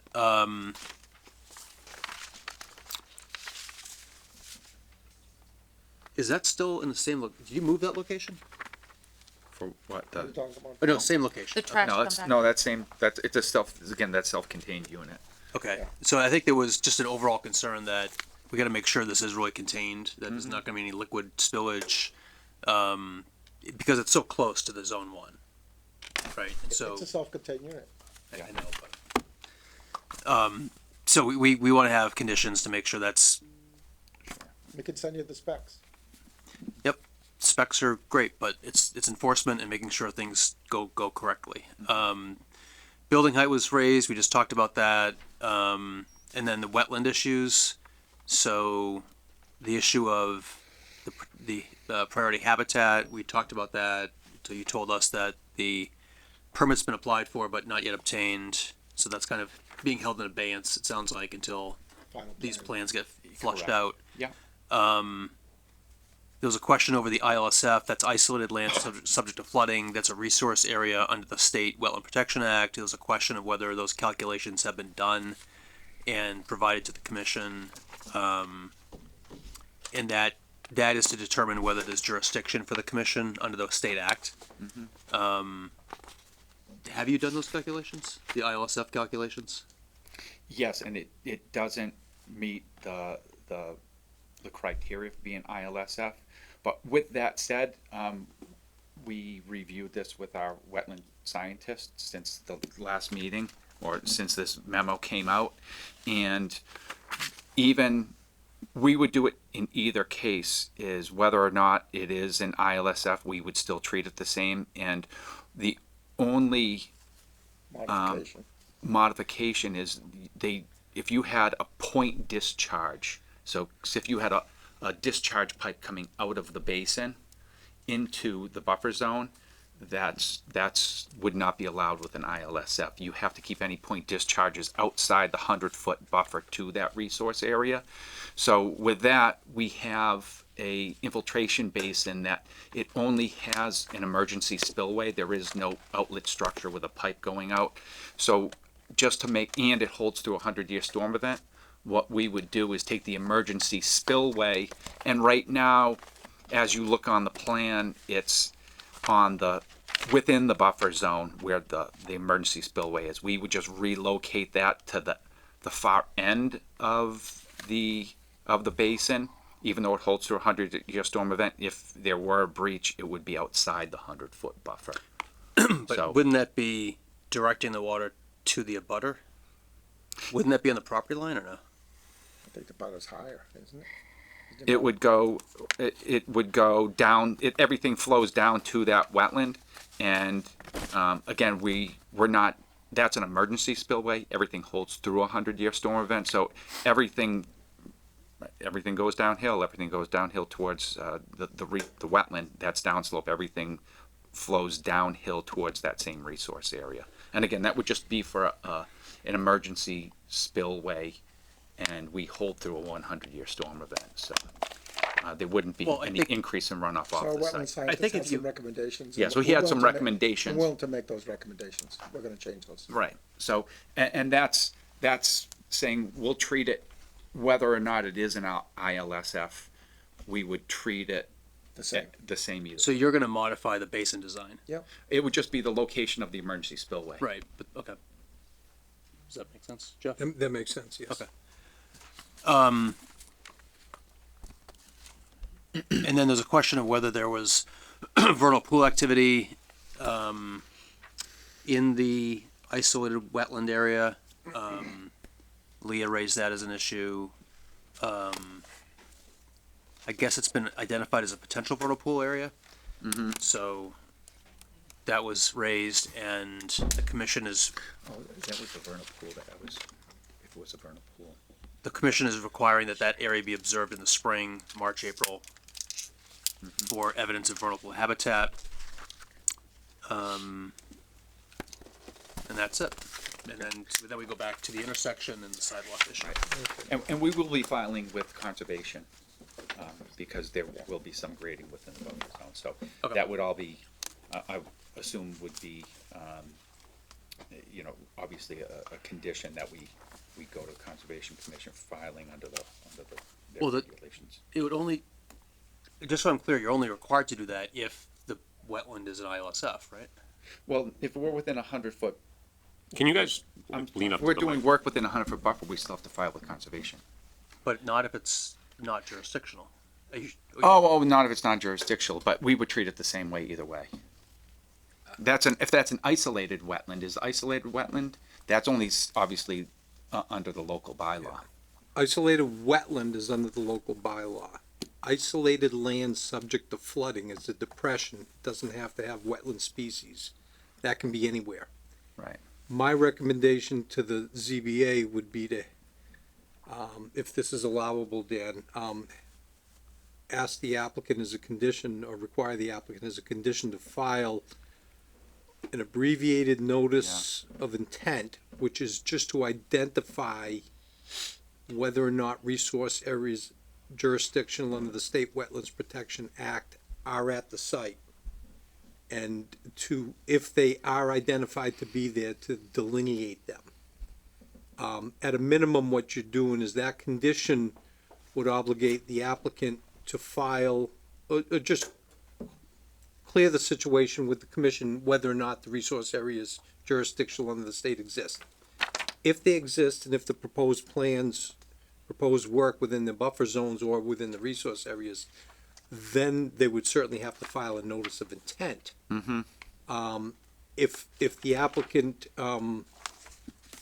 if they were gonna treat it as if it's resource area, that's great, but there's nothing in writing that protects the board.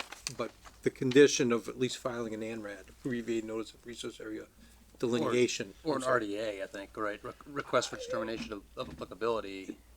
Some commissions and some applicants will use that vehicle as well. I like the ANRADs because it requires a public hearing and, a little more scrutiny, if you will, as far as the procedure goes. But either way, they're submitting ILSF calculations. Yeah. And if it qualifies as an ILSF, it's jurisdictional. If it doesn't qualify, it's not. Correct. Is that right? Correct. Either way, they're working with a proper board, the Conservation Commission, to either clear the land of any state jurisdictional resource areas or identify them and delineate them. And then, of course, if they are there and if the work is jurisdictional under the state wetland regulations, then they would have to follow up with the commission with a notice of intent. Or perhaps they realize, yes, we're gonna need a notice of intent anyways. They can skip right to the notice of intent filing, which also confirms the identification of and delineation of wetland resource areas. We're So- fine we're fine with that. So, all right, we're all set with the wetland stuff now? Okay. Well, what's the timing of all that? That would have to be before construction. I would recommend concurrent with the preparation of construction plans, if the project is approved, that they would file if the condition is to file an ANRAD, you're at least making them go before the commission, but I think that should be concurrent with the preparation of construction plans.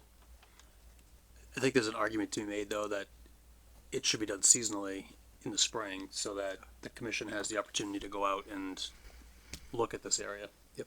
So. But if a decision is being made here in the next month, which I would expect at this point, then that would seem to work. Yeah, the timing would work Yeah. for the spring. Right, March. Right. Yep. All right. Let's start with the easy one. Number one, Snow Road shoulder width. During the meeting we had, with the department heads, discussion was again, had about, a preference to keep the sidewalk all on the east side of Snow Road so that somebody that wanted to walk from the project to Stop and Shop or the other stores in that area didn't have to cross the street twice.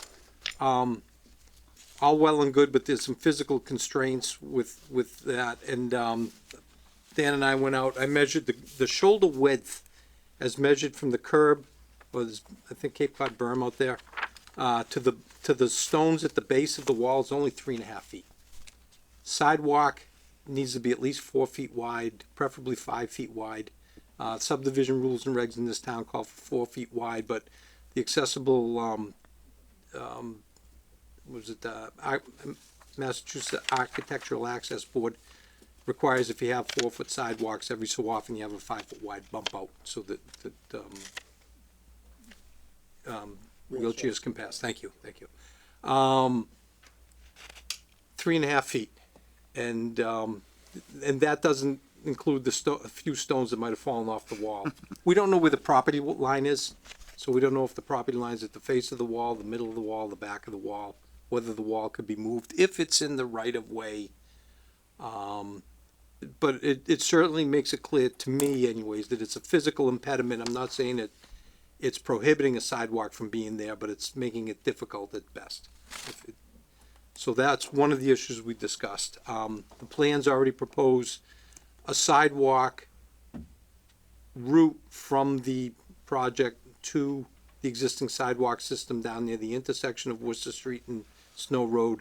It requires crossing the street twice, but that is physically possible with proper improvements to the sidewalk and curb cuts and things like that. Before you move off the sidewalk, just to complete that picture, so I think if the board was interested in pursuing that, the feasibility of that, I think what we'd probably want to do is ask the applicant to provide a survey so we knew where the right of way is, where the boundary line is for the right of way. Because if the boundary is at the stone wall, there's probably not enough room. Mm-hmm. But if the boundary line is a little bit back behind the stone wall, then you absolutely could move the stone wall back and construct a sidewalk. It would take some effort, but it's viable. And Paul Canoyer confirmed that when we met. The stone wall it's not the entire length of this area. It's just in front of 6 Snow Road, and I would say it's what, 20 or 30 feet, or Might be longer than that. I think it's much longer than that, but it's probably 67. yeah. It's in front of just one house. Yeah. Yeah, it's on the, as you face the one on the right, which is where the slope starts going down. So anyway, that would be, I think, the steps forward if that was of interest to the board. And on top of, we would be improving the sidewalk across the street and widening that, and where the utility poles are now, that's a pinch point with the existing asphalt, so we would make sure that entire sidewalk that is in front of the housing authority's property is fully 4 feet or more. 4 feet or more, and where Let's just I'm sorry. Continue. I just want to let you know there would be a benefit by improving the sidewalk across the street. That's the wall Yep. between the issues. That's the wall. That's the wall. There it is. Good job. Yeah, so the grass strip in front of the wall is about 3.5 feet wide. The wall, vertical height from the pavement surface of the road to the top of the wall is about 2.5 feet Yep, about 2.5 feet. So, it's not a tall wall, but it's just where it is with respect to the property line, could be critical. That next, okay, yep, and this is looking from the other direction. So it covers most of the frontage of that property. The other thing we discussed, was the Snow Road intersection with Worcester Street and the proposed improvements. To summarize where the plans are now with respect to the off-site improvements, as I know them, is that, striving to, make the approach to Worcester Street. Always has been proposed as a left turn and a right turn lane, which is widening from the single lane it is now. But the approach is now proposed to be squared up more so with Worcester Street, taking it from about a 60-degree angle to about a 80-degree angle, if I remember correctly. It gives a driver much better ability to look left and look right without, and be more squared up with the intersection. With respect to the approach, grades, the existing grade gets, by interpreting the plans, I see the existing grade today is up around like 8.7% at its steepest point. It reduces a little bit as it comes right up to the gutter line, if you will, of Worcester Street, but it's still well over like 5%. It's probably close to the 7% range. So it's pretty steep. And not too far away on Snow Road is the southern entrance of Maxwell Drive. So there's, quite a bit of elevation change from Worcester Street to Maxwell Drive. The plans are proposing about a 30-foot leveling zone of 5%, if I remember correctly. A vertical curve is where you just don't change grade by going like this. You create a curve like this. I had looked at it with respect to the Tower 1 firefighting apparatus of clearing it with the long overhang, and it looks to me like it'll clear comfortably. I don't know if they have any problems with the closer to an abrupt change in grade with existing Snow Road and that fire apparatus, but needless to say, the vertical curve makes the transition from Worcester Street onto Snow Road better than what is there today. And then the grade does get a little bit steeper on what's proposed now, up to 10% for a short distance, and then it flattens out and ties back into Snow Road before you reach Maxwell Drive. So that's what's before the board. With respect to horizontal layout, it's an improvement of what was originally proposed, because the 60-degree angle on the vehicles approaching Worcester Street are now just about squared up with Worcester Street, but unfortunately it's what's before you is also a steeper grade by a couple percent, or about 1.3%, something like that. It's the steepest point. But on the other hand, it provides a better leveling zone. So in my opinion, weighing out different physical constraints, in my opinion, it was worth vetting out with the approving authorities if they're going to go forward. During our meeting, there was further discussion of trying to create a leveling zone which is more in line with the subdivision rules and regulations. Those would be a 3% leveling zone instead of a 5% leveling zone for a distance of 100 feet instead of 30 feet. And quite frankly, it gets you a lot deeper in the ground. I'm not saying it's doable, but what's been presented to the board so far is a plan view with grading and contours and so forth, not a profile. I had the benefit of seeing a profile, but it's not part of the public record right now. And that, either way, what's been submitted has only gone up to the first Maxwell Drive intersection. So my suggestion or recommendation or food for thought to the board, if you will, is to create a profile of existing conditions and along Snow Road from Worcester Street to the north property line of the applicant's property. That way, it basically covers all the real estate that's got to be looked at. And then one could look at potential options for realignment. Quite frankly, the compliance with subdivision rules and regs, I think is gonna find that you're hundreds and hundreds of feet down Snow Road before you can get back up to the existing elevation. And any earth cuts in and around the area of, the existing dwellings, Maxwell Drive and so forth, have an impact with utility poles, driveways to the budding properties, Maxwell Drive, undermining the retaining wall that we just saw in the photos a few minutes ago. In other words, a profile would at least give us a clear slate to look at existing conditions and look at what could be done. Can anything be done that's a little bit better? For example, what I see, and I'm not convinced it could work, but what might be happen is the leveling zone near Worcester Street might be able to be improved a little bit. That 10% grade might be able to be brought back closer to, or maybe slightly less than the existing grade. So maybe, get it away from 10% if possible. But all that will have an impact on the first intersection, the southern intersection, I believe it, or the west intersection of Maxwell Drive. So having all this on a profile, we can see where the existing driveways are, where Maxwell Drive is, where the utility poles are, where the retaining wall, stone wall is, and see, how much can it be changed? How much what's been proposed to the board so far? What can it be changed much better or not? Could I elaborate just a little bit?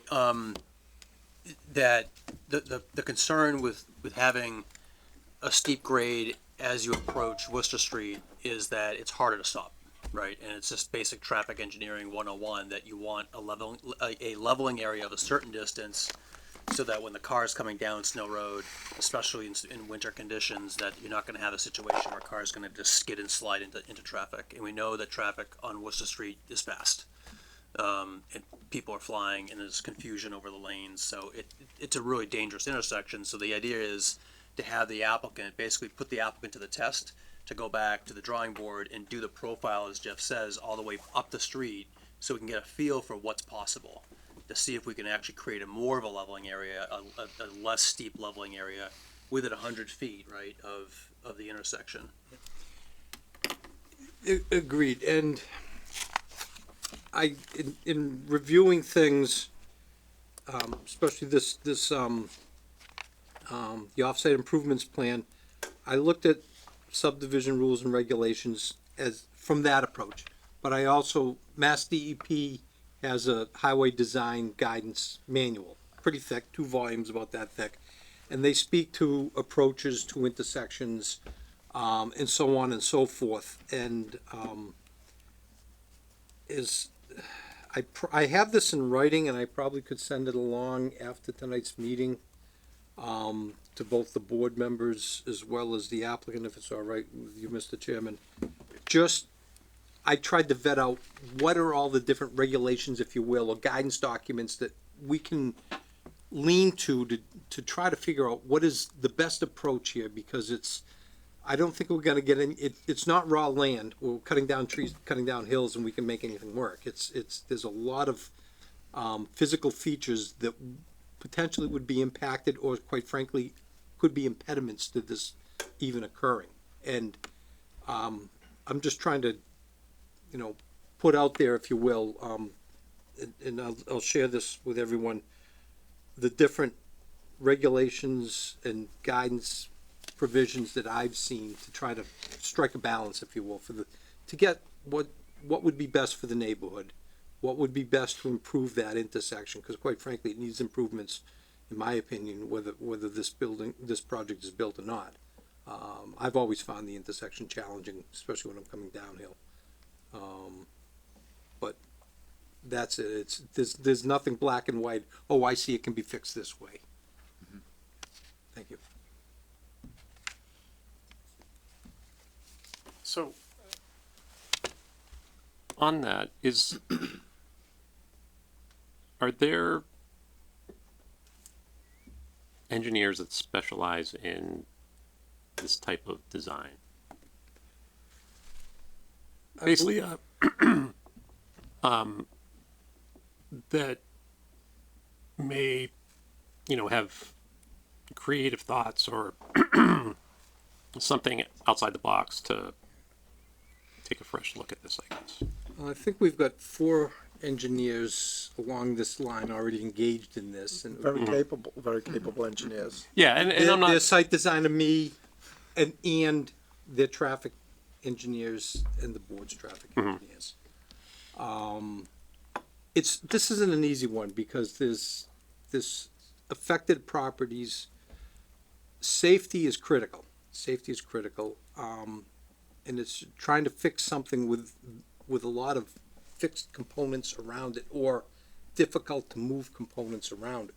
Quite frankly, stone walls can't encroach onto a private property. A very finite right-of-way width. One abutter who's been very willing to work with the applicant, as I understand it, and that's, the housing authority.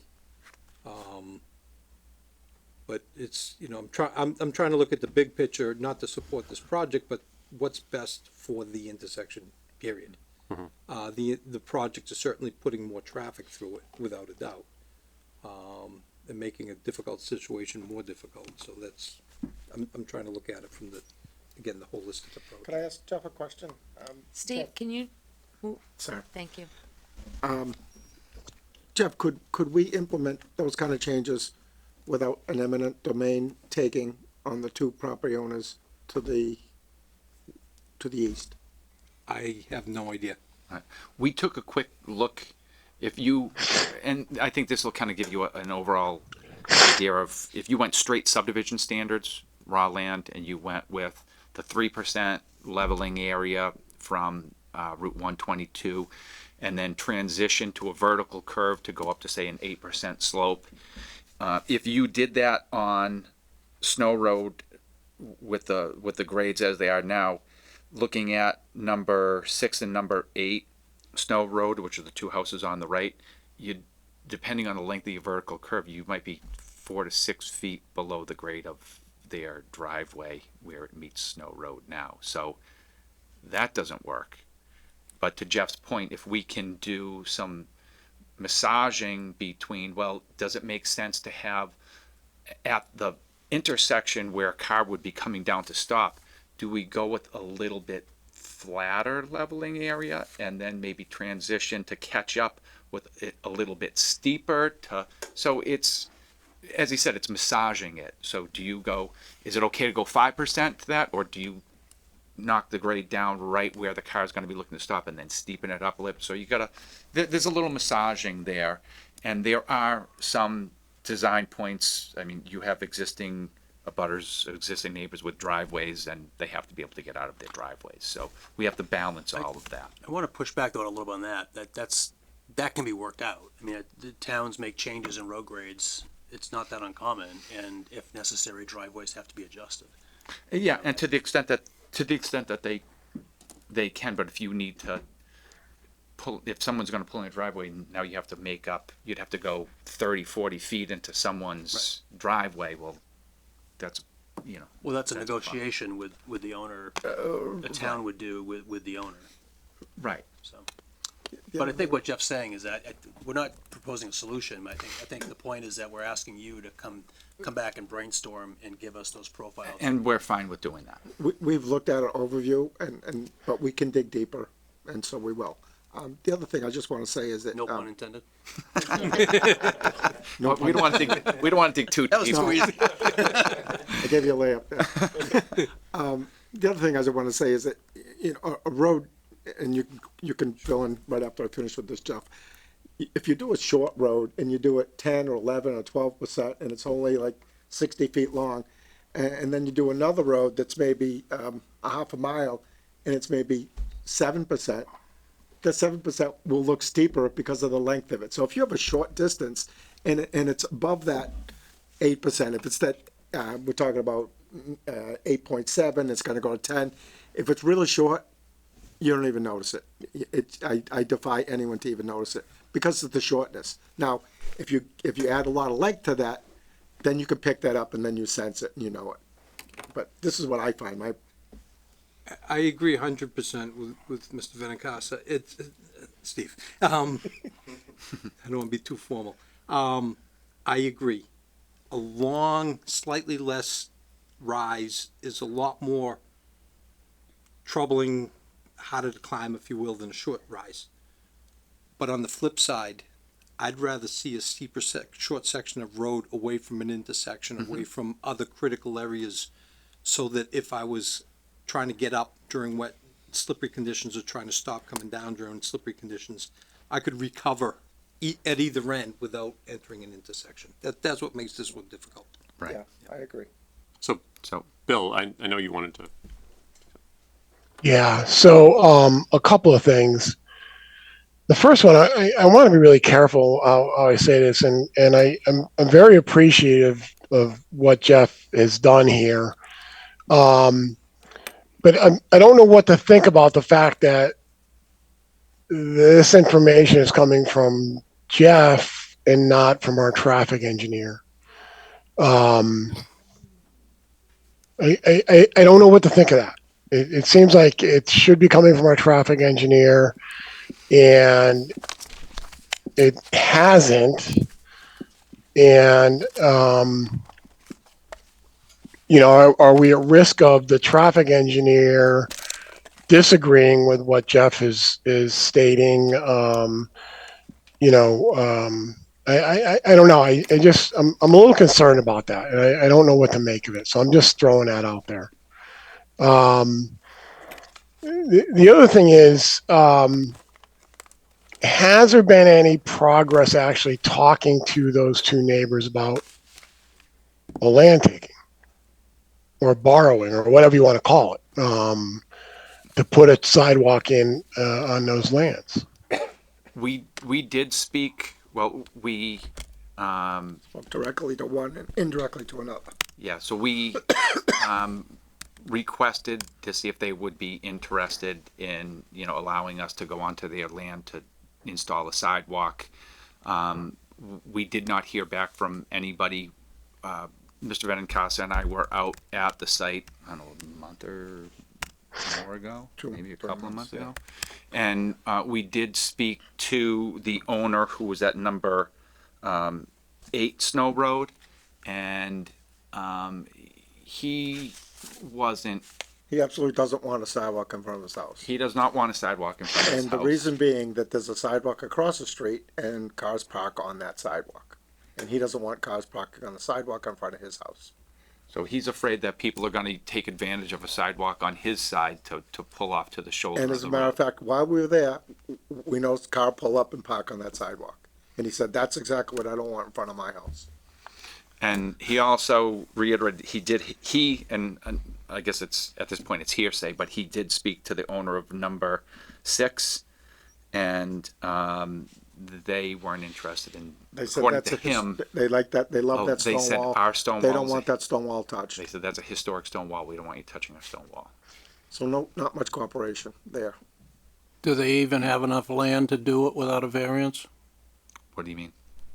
What variance? Do they have enough They can land? give us an easement. They don't need any variance or anything. Can do it with an easement? Oh, yeah. Oh, okay. That I didn't know.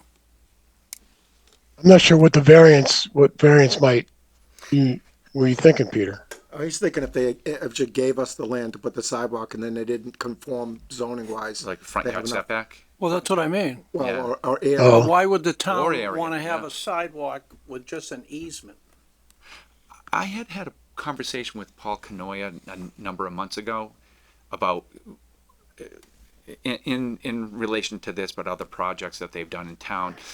Does there need to be a fee, a conveyance of that land, or can it be done with an easement? And I believe he said in other instances in town where the town has gone to install sidewalks on existing roads, that they have done it through across somebody's frontage and adding a sidewalk in other parts of town, that they have done that via an easement, not a taking. Or I know lately on Millbury Street, they did sidewalks on both sides, and they had everybody, and they paid them for an easement. but it was a temporary easement in case they had to go on their land. For grading. But they didn't, the sidewalk is not on Right. anybody's land. Easements are perfectly fine for this purpose because it gives you all the rights the town needs, and actually doesn't carry all the liability if they owned it. So Yeah. a lot of towns prefer easements rather than fee and roads and sidewalks, but it's really up to the town. I mean, it's not. I've got one question on the last bullet point.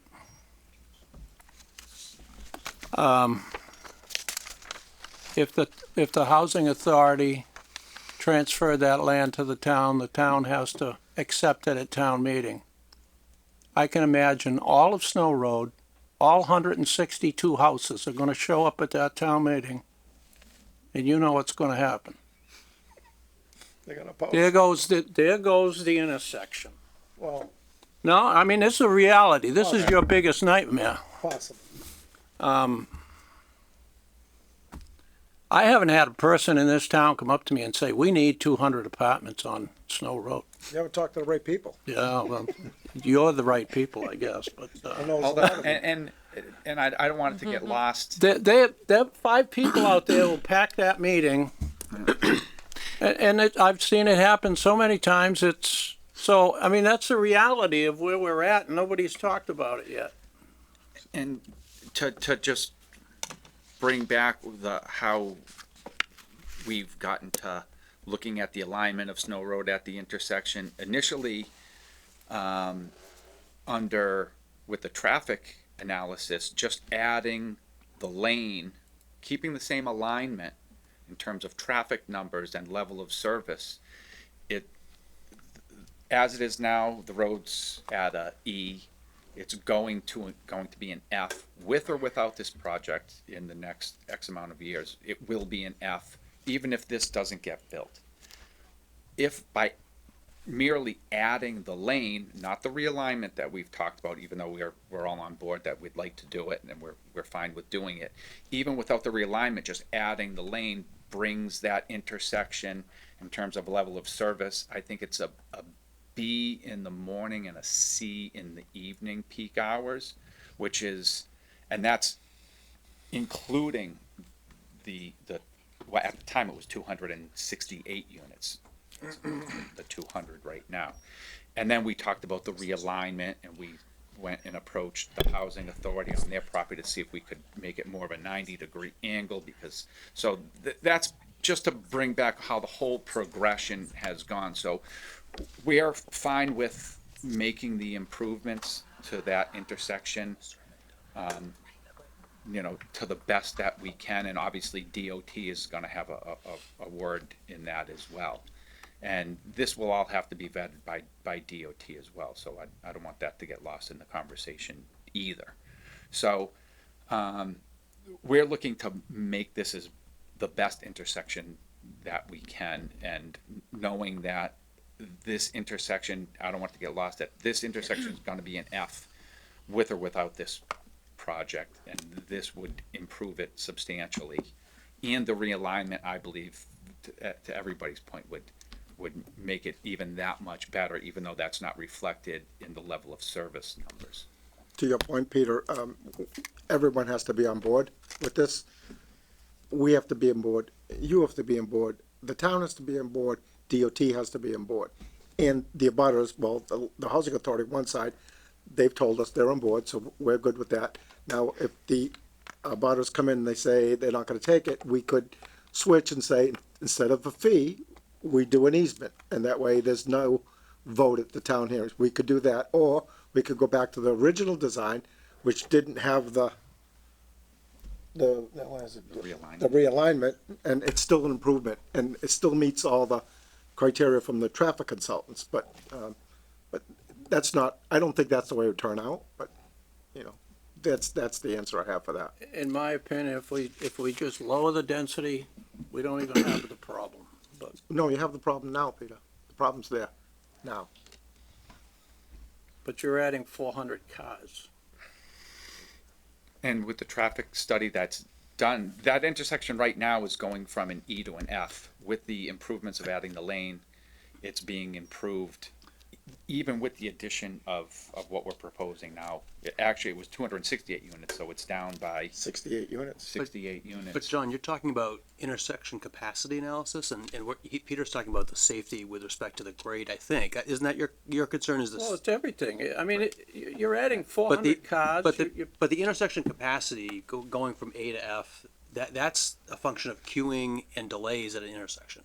I think the bigger issue is the safety, the alignment, where right now you're facing this way and you have to turn your neck, and the steep grade and the approach coming into the intersection. I think that to me is different Right. from the capacity issue. And to the extent we have the ability to realign it and turn it 90 or closer to 90 degrees, we're on board with doing that.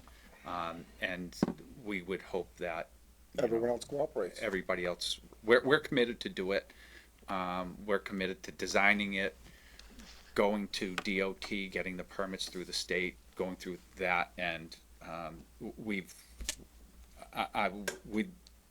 the housing authority has been fantastic.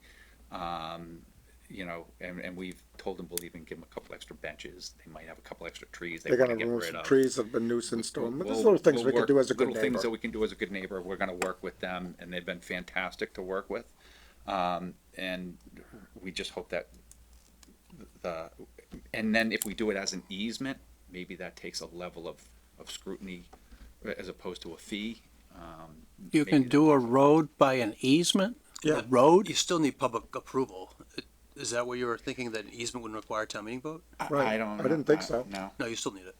And it's a two-thirds vote at town meeting also, accept it? so that's even harder. Dan, would that be for them For the town to accept, to accept it? Yep. Accept an easement?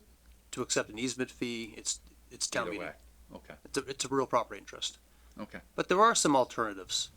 So why don't I think we should just table this issue. I think Right. Peter's brought a good point up, but I think we're kind of getting down the road, and I think we should just focus on what we can do here and Right. worry about that Yeah. later. But I'm firm in that I'm not gonna vote in favor of a project unless there's a condition that this is done prior to any site work. Well, we agreed to that already. We didn't like it, but we agreed to it. Bill, did you have more? Well, to the point Peter was making, I actually was going to say something very similar to what Dan said. It's like we're getting way ahead of ourselves. Yeah, it certainly is possible, but I got to be honest with you. I'll stand up in town meeting and make it clear that if it doesn't go through, the project may still go through without the improvements. So be careful of what you wish for. And I think that, enough, if we get the sense that, there's a groundswell of opposition thinking that stopping that intersection will stop the project, I think you can get enough people to stand up and say, don't count on it. Now, whether it does or not, and I mean, Brian just kind of alluded to that, who knows? But, I understand that it will need approval and there'll probably be people at town meetings to go against it. But, the reality is there's a good chance or a chance that the project still goes forward without that. Do you really want to give up what are some very good improvements to that intersection on the hope that you can stop it? So I think arguments can be made against it. But I also agree with Dan. I think we're way ahead of ourselves here. And I do want to try and make sure we get back on track, right? So at our last meeting, we went through a lot of issues and tried to express what we're concerned about or not concerned about and that sort of thing. The applicant has come back in with some things to address some of those issues. And I do think we need to try and get them feedback on what they've come back with. And we need to start tidying up some of these loose ends. Right now, we've got two very distinct site proposals in front of us. And yes, I do think we need to give them direction on which one we do or don't want. And I think, there's other issues that we need to try to kind of get them solid feedback on where we want to go with these things.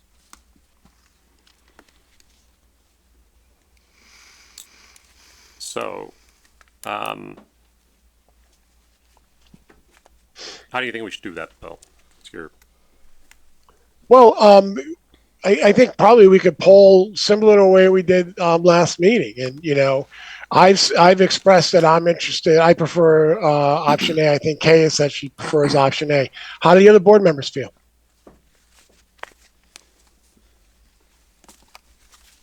Agree. Go ahead. Option A definitely sounds a lot better, but I just want to reaffirm what I said. Probably in addition, taking off one floor from the buildings at the back makes it even better. And then the second is just the layout. It just seems like it's too squared out, and the turn radiuses are becoming difficult. But with removing the one building, is there an opportunity to kind of squeeze them and get it a little bit more curved, as opposed to the square that you have? In terms of like rounding the driving aisles going. Yeah. Um, Just some of the placements of the buildings as well could make it a little bit easier to maneuver.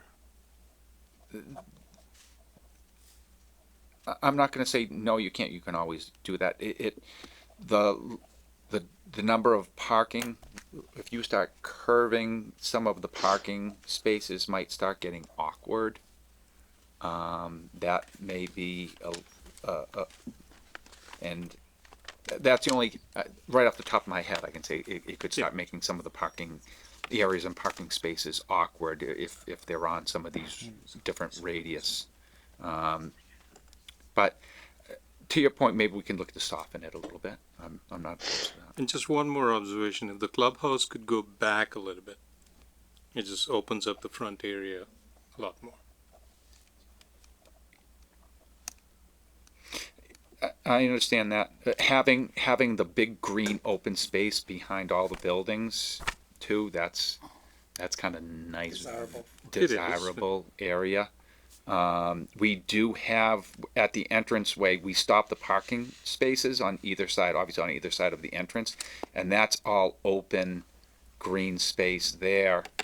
And the sidewalk is set back a little bit, so there's all that open green space there, don't forget, in front of the clubhouse.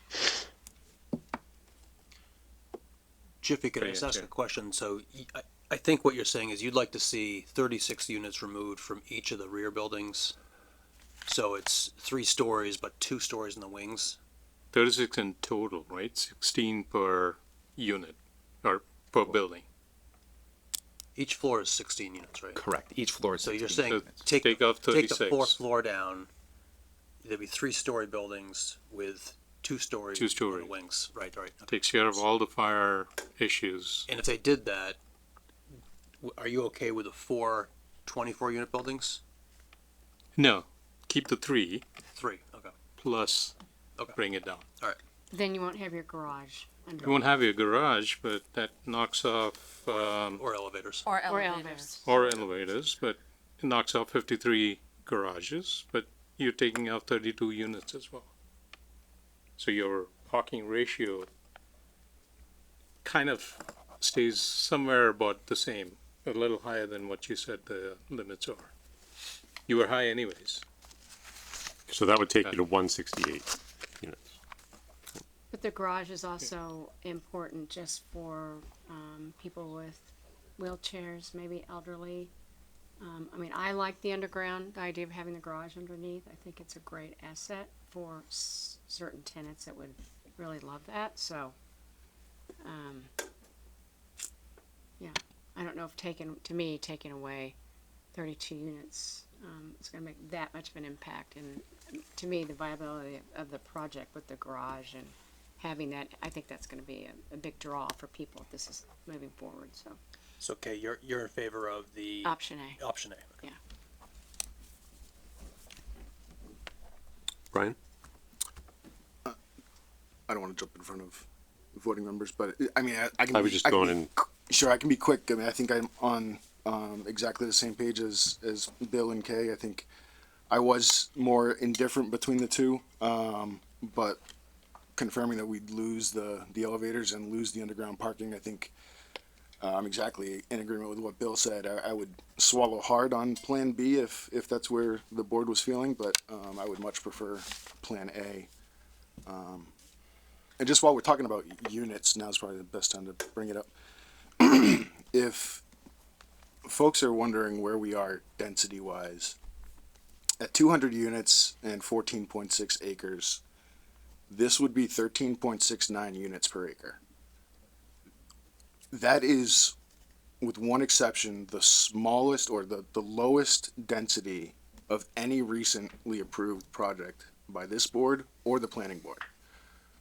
59 Pleasant Street, it's 104 units on 7.7 developable acres for 13.49 units an acre. That's the only one that's less dense.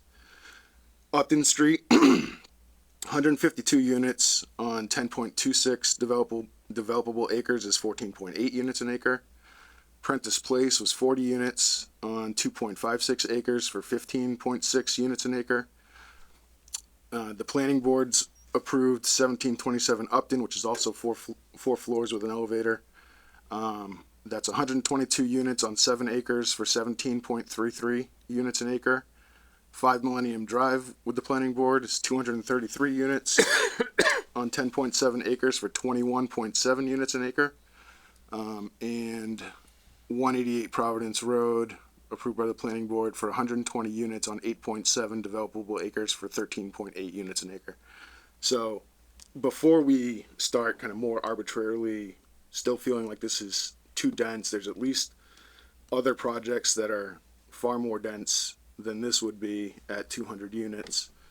And if doing like what Jiffy suggested with, you know, building A, if that came at the expense of the underground parking and the elevators, to me, I think that makes this a completely different project and far less attractive, both I think for the town and for the potential residents. Thank you. Peter? I'm glad you came out with all those. Everyone except Pleasant Street feeds out onto a state highway.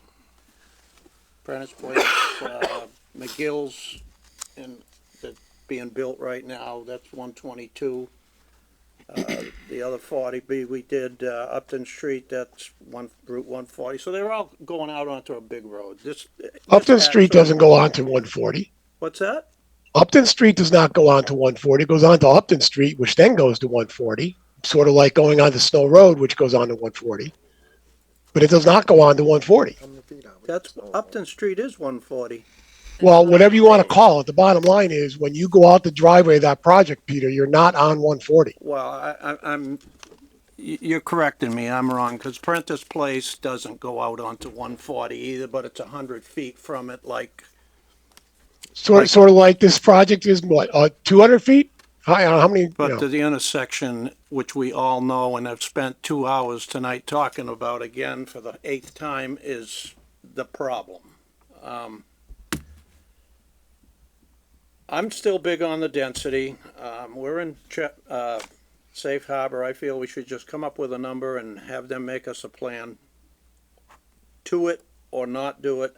I would live with the 4 24 unit buildings. And I've come up a lot from when we started.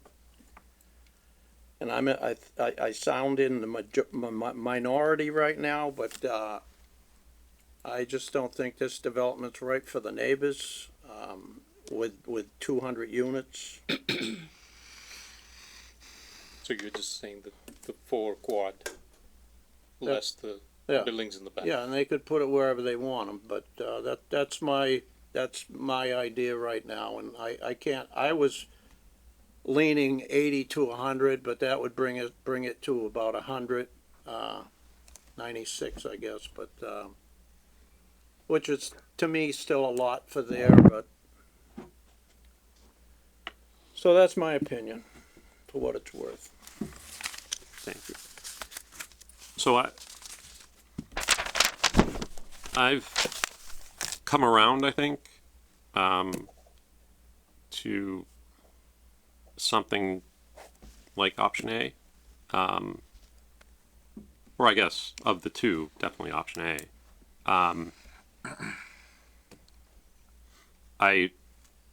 As I said, I'm very concerned about the traffic, and that's going to be a important condition. But I think Peter's point is actually an interesting one in the proximity to a major road, and this actually, falls into that. And I know that wasn't the point Peter was trying to make, but I think it, and the proximity to Stop and Shop, so it's not wholly out of character, I guess, for this area. And I think I've come around to something like this, provided the intersection at Snow Road or at 122 can be sufficiently improved. Alex. Yeah, I think there's still, I think I'm just still like a little confused on everything that we're talking about. I don't know if I really understood, Bill, your point where if this does go through, then If we don't vote it. if we don't vote it, then, there's just the intersection can either happen or not happen, and it can still kind of go through. That concerns me a little bit. I thought it either doesn't. Can I clarify that? Yeah. So what I was saying was, if we issue a comprehensive permit, and now we're in front of town meeting, what if town meeting denies it? I think we all know what the developer is going to do. They're not just going to say, "Oh well," and walk away. The developer is going to come back to this board asking for a modification of the permit. And we'll all get to vote at that time. And whether they get the modification or not, I don't know. I just don't know. But there definitely is a chance that they do get the modification and the project still goes through with a lesser set of changes to that intersection. That's really was my point. And, and quite frankly, I would stand in front of town meeting and make that point, hopefully a little bit more coherently and eloquently, but I would stand in front of town meeting and make that vote. Yeah. Make that. So that's really where I was headed. Whether the project goes forward without those road changes or not, I don't know. Time will tell. The future will tell us. But I think there's a very real chance that it could go through if town meeting says no to the land conveyance and they come back to us and ask for some sort of modification. Yeah. I mean, just kind of thinking it through, critically looking at it. I'm sure they would come back to us and not just going to walk away and leave everything they've spent on and go away. So they're going to come back to us with a change, and it'll be up to us to decide. I think it may not. And by the way, it may not even be this board. Right. And I think whether we're in safe harbor at that time would be a huge factor. Yeah. Yeah. So. Right, true. And I guess I bring that up because, obviously I don't want to use the word density either, but I mean, the size of the project obviously is what's concerning when it comes to that, the traffic. And the fact that that's a little bit of a gamble is a little bit concerning. So that's just one point I want to make. The other thing I wanted to bring up is, I do like how this project looks. I think I can side with Jiffy although it's a taller building, the topography of the 4-story building looks pretty good. It looks like it fits in a residential neighborhood rather than just kind of like a squared off building. So I do like that in the sense. So I guess what I'm saying is, I don't understand why we're picking between two, right? So there's one plan that is more green space, but we have to choose a 4-story building. And I guess there's more parking, right? Because it's a 4-story building. And then there's another plan that has less green space, but it's a 3-story building, and then there's significantly less parking. My question is where, and I'm looking at both plans, it's like, where are you making up 53 spaces? Because that's a significant amount of spaces. So, I mean, and if I had to choose one, obviously I'm going to choose the one that that we're going with on option A, just because of, I just don't feel as if removing 53 spots and still having the same amount of units is feasible. And then if you have to make up those spaces or taking up even more green space, and you have way more buildings within the same plot of land. The other point I did want to make is, I know our concern was the aquifer and the wetlands and everything behind the buildings. I mean, now with that road going back there, I don't know if we've gone back to the appropriate personnel. Like, one thing that I can think about is now you're going to be plowing back there, and salt and debris or whatever is going to be scraping back there. So I think I'd like to see that conversation open up again and see if there's any effect there. Because I don't think that's been brought up to the water department or whoever we need to speak with on that topic. But yeah, I mean, again, I think it looks great, but I think there's just a lot of uncertainty still. So I'm not sure where to go. Can I just address the why we have to choose comment? Yeah, please. And I don't think we necessarily have to choose anything, but this process has been going on for a year or whatever it's been. We really, we can't keep every one of us having different opinions on what should get built. At some point we got to start going with what the developer has presented to us, and the developer has presented 2 different plans. I suppose if all of us stepped forward and said we hate them all, then that is a clear message as well to the developer. But in lieu of that, I do think we owe it to the developer to give some sort of a thumbs up or thumbs down or some sort of an indication on what he's presented, because they've asked for. So I think that's the reason. I'm not saying we can't offer our opinions as others have.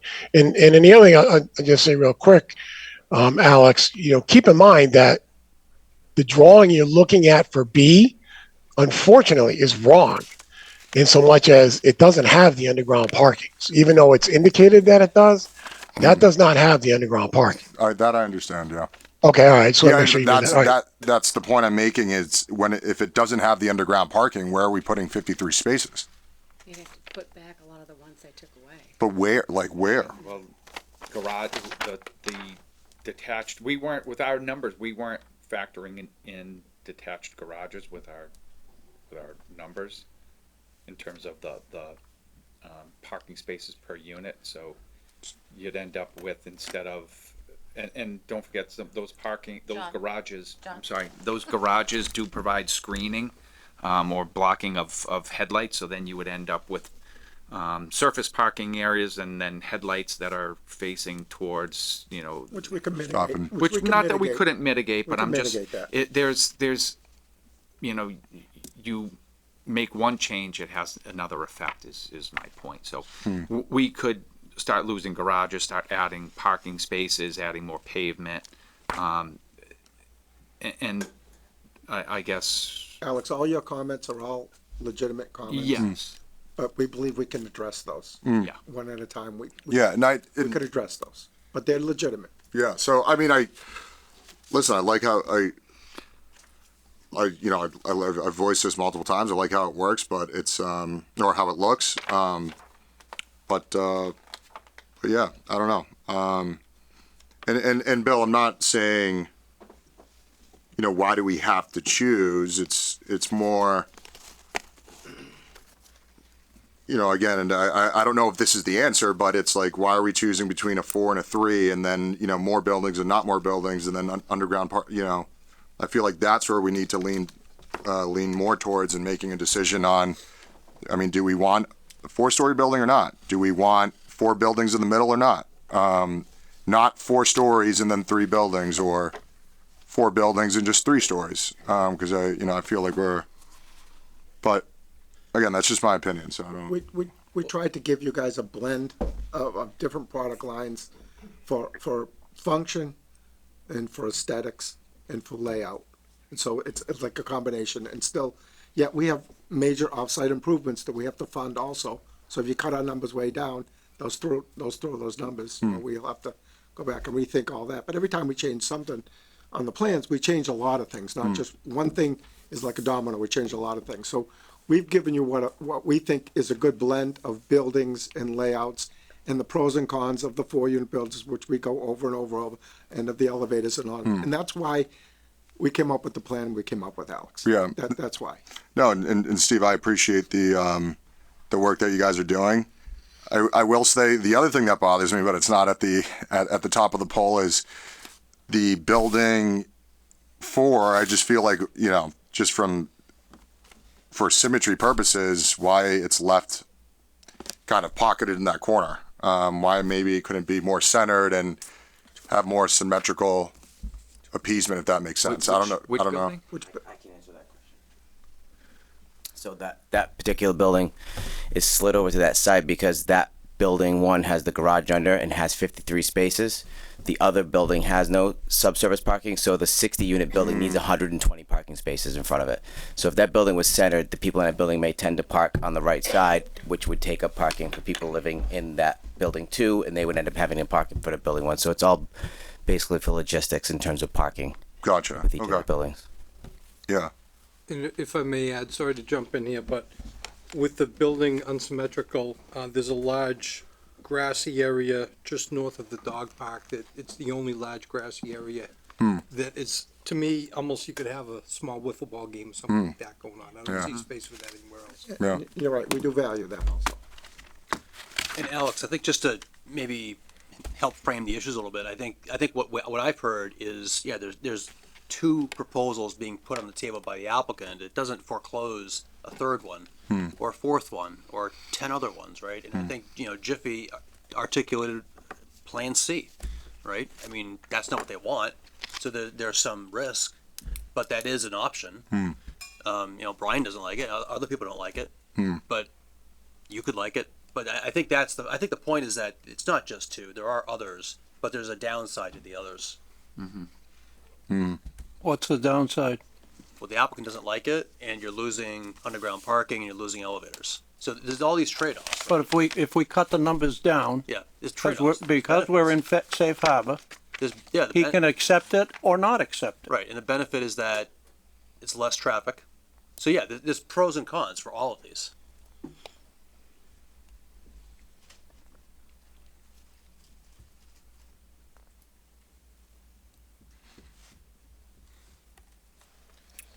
Mr. Chairman. Just because safe harbor's come up a couple times, I feel it's probably worth pointing out. This project gets approved, we get 2 more years of safe harbor immediately. This project doesn't get approved, we're out of safe harbor in February. There's nothing stopping the applicant from They have to applying. start all over again. They have to go in front of selectmen. No, they don't. No, they have a valid lip. We won't come in with a lip, go direct.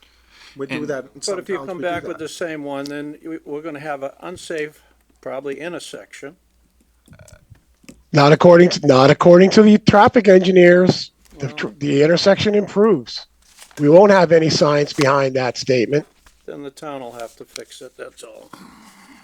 And They'll be back in here, Peter, with the original, 300 or whatever it was that they had. Yep. and we ran, So what good is safe harbor? I mean, we put in safe harbor because of 40Bs. Well, so I say we'll get 2 more years. This could very easily put us over 10%. So now it's permanent. At the expense As long of- as we stay over At the 10%, expense of everybody that lives on Snow Road in that area. potentially. Unless But That's how I again, look at it. Unless it's But an we- extension of safe harbor. Peter, we abut a commercial area. We're a residential development that abuts against a commercial to another residential neighborhood. We are a residential neighborhood. That abuts a commercial property that abuts a residential neighborhood. It's a good fit. And we ran some, back of the envelope numbers, and with other housing units that are going to be coming online, and then once you hit the 2030 census, you're looking at a whole new denominator for total housing. And with this, I think this would help could potentially keep you within safe harbor, even butting up to the 2030 census. So that could provide a long-term benefit, where hypothetically in a couple of years, if whether this happens or not, you fall out of safe harbor, you may end up getting hit with a bigger project because you're not in safe harbor and have to swallow a pill of someplace that maybe is a much worse location, and a much less desirable location. We believe that we are splitting between a commercial and a residential zone. It's, I would say, transitional. We do have the housing authority right across the street. We have Stop and Shop and the whole plaza right there. There's a bus route that goes through Stop and Shop Plaza that goes to the train station. This location does provide some good benefits for for transit, for getting to the train station, being near a bus stop. It checks off a lot of boxes on those. So, selfishly, we believe that this is a good location, and it would be a very, the residents, this would be who would be renting here, particularly people who are, the 25% affordable, who may be more apt to be looking for public transportation. From that facet, we think it may be a good fit. Peter, I own a piece of land on the Westbrook Grafton line, right? I'm building over there. I got 150 acres that I've owned for about 20 years over there. And you guys have been out of safe harbor. What could I have put over there in the 40B? A lot, right? Oh, of course. A lot, right? But did I propose anything like that? No. Because it's so inappropriate. Okay, you got a long road, country road, okay? You got all residential there. I'm not near anything over there. It's a great location, don't get me wrong. We're selling houses over there for 1.2 and up, right? That's great if somebody can afford that. Right. So we think we're building the appropriate thing in this site. I'm just trying to get the numbers, what I feel is appropriate from that area, and so you can make a buck The last too. we did 20 units to the acre in the last two developments. 20 units to the acre. And you said, what, 13 here, 14? It's not too dense, in my opinion. Well, you probably have the vote, so mine Yes, doesn't count. We want your vote too, Peter. Well, if whatever gets voted, which plan to go with, or not a plan, because that's what I'm voting for, the not plan. I'll work on it with you. Okay. Thank you. So by my count, you have 3 votes for option A.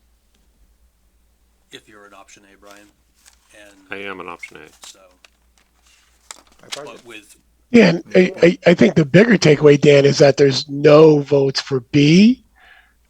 So the developer maybe can take that off. And I think somebody correct me if I got that wrong. So the developer can take that off. I don't think what we're saying here is that full steam ahead with option A, but I think he can stop wasting effort on option B and use option A for some other changes. Okay. Would you agree? I would agree with that.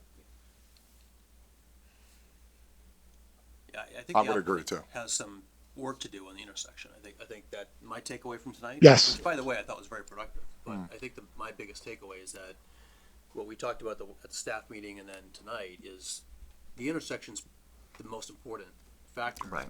You know, Brian articulated it, that's your third vote, so that this has to happen the right way. I took some good notes on that too. And We thought we're done with the intersection. You brought up some points. We can look at some of those options. We're not sure whether they'll work, but we'll know shortly whether they work. right. The other thing that I think needs to be done is a survey of Snow Road in front of those homes. We'll do that. And the other thing we have the surveyor going out, is to also, when you're coming from Snow Road out onto 122, extending the survey up around where the bend, if you're looking, when you start looking up towards where the concrete plant is, up there. So we're looking at the site distances and everything up there. We know we have them, but we want to be complete. So we're getting a complete extended survey up that way, and then we'll add all that other information too. And the survey, is that gonna include what Jeff was asking for? Is it you wanted topographical on the road going up? I think they have the topographical already. It's a matter of creating a profile that we can Yes. work. Look strictly at, I wouldn't say strictly, look at vertical alignment, and when you look at that, sometimes you can say, well, I might be able to do something here till it gets to the point it affects something over here that can't be moved.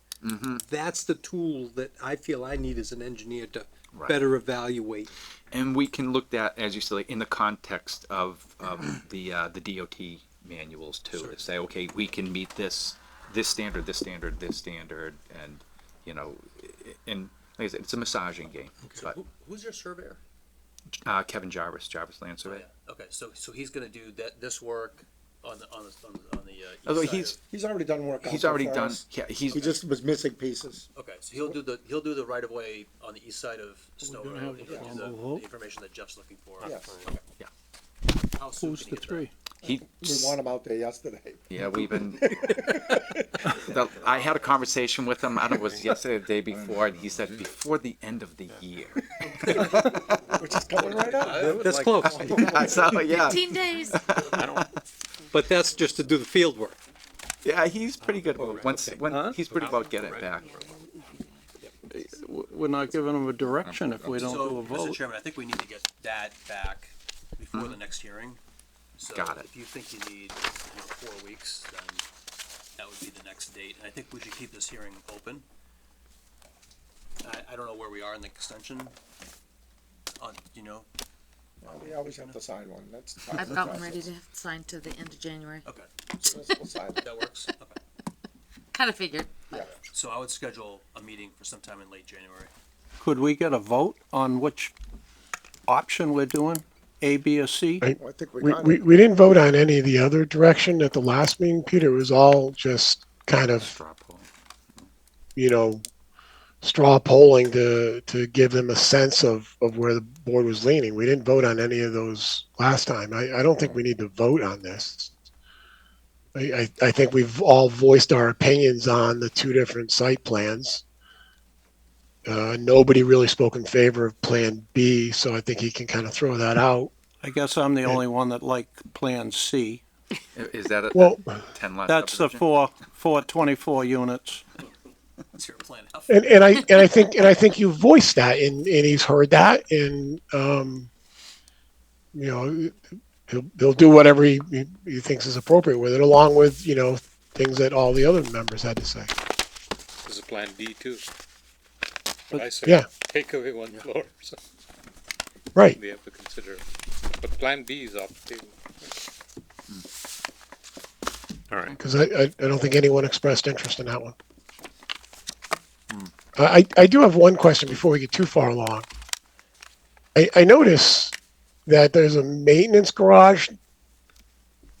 Was that in previous drawings?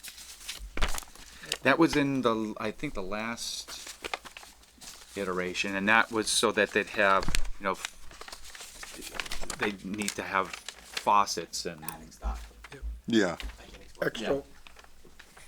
In fertilizers. No. So no fertilizers. We don't And- do our own landscaping. So one thing we did when John and I looked at it. So originally maintenance wanted the space it really didn't work out for us. And when I say maintenance, it's just more property management maintenance that just does like odds and ends, like changing faucets, swapping out water heaters, things of that nature.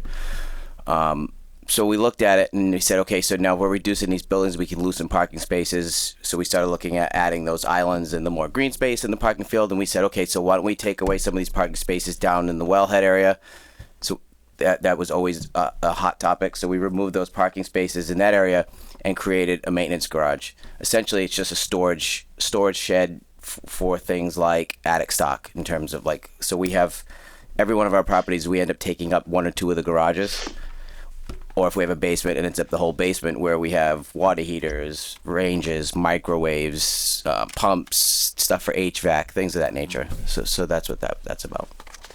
So I don't know what happened in Northborough, but their maintenance garage in Northborough, I think it's the place, the apartments by Wegmans and Dick's Sporting Goods. Their maintenance garage went up in flames a few weeks ago. Well, I can assure you that our maintenance staff, they don't actually do any work.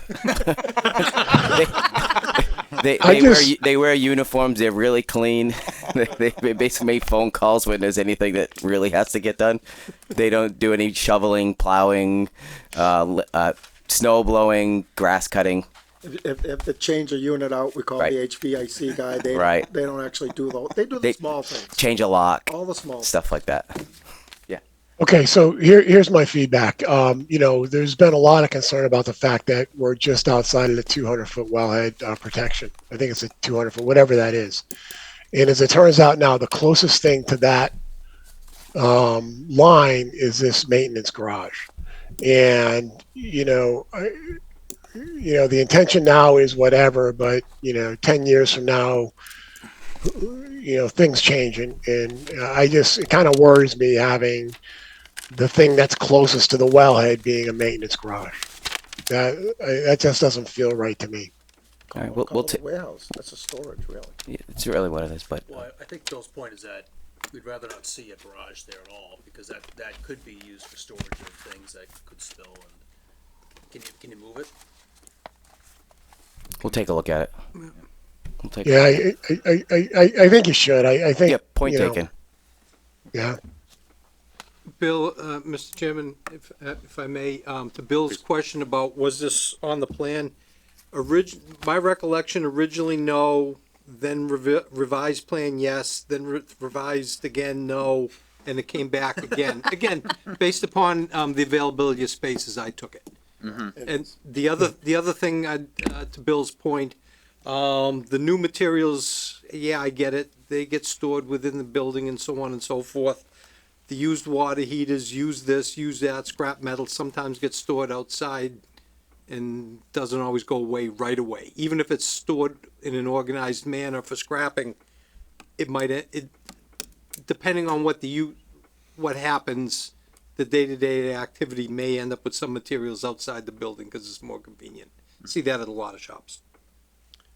We typically don't have that, but I probably do it in other places. I can tell you why we put it there is because we generally like to put that area there, the least convenient spot for our tenants to park, is why we took that spot for the maintenance garage. So there's not much maintenance going on. It's really storage of spare parts. So Yeah, I think that spot makes a lot of sense if it weren't for the fact that it's as close as you can get to the wellhead. So, other than that, I think that spot makes a lot of sense. I see, know exactly why it's there, but I don't think we can ignore the fact that there's a well right there. you guys could put a restriction on that. There's no fertilizers, no chemicals, no gasoline. We're fine with that because we don't. But how do you enforce that? Who's going to enforce that? We're not going to do it anyways. But good call. It's not a deal breaker for us, but we like it where it is. All right, so dates for next meeting. So we already have one scheduled for January 8th, the 248 cases.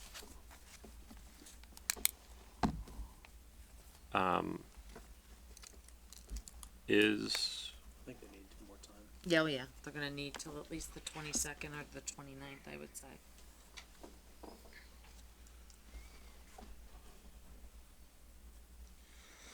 so does 29th work? I am out of town the 27th through the 31st. Oh, yeah. That's 6 That last week in January. That's plenty of time. That works for us if you guys can. Well, what about the 22nd instead? Is that enough time? That's 5 weeks. Yeah, the stuff that we're talking about with profiles, nothing's holding me back on that at all. So, no, I think we're good. What about the environmental stuff? In terms of conservation, The INRAD, is that we too early for that? We're gonna do that after the project's designed. right? So would that just be a condition later? They generally do that after they get the comprehensive permit, developers do. But what about the, all right, scratch that. All right, so is the 22nd, is that enough time? Yeah, that should work. Because if it's not, That's 5 weeks. If it's not then, and. it's February. It's February 5th. 5th, yeah. We're fine with the 22nd. If that works for you. Alex, are you okay with the 22nd? I'd tell you if my phone had power. What time is it? But yeah, that should work. Okay. Anyone else? Fine. That date? All right. Mr. Chairman, Mr. McCusker. I move that we, oh, wait a minute. Is there any public input? Did we ask about public input? This is a public hearing. We have not. Is there anyone that would like to speak?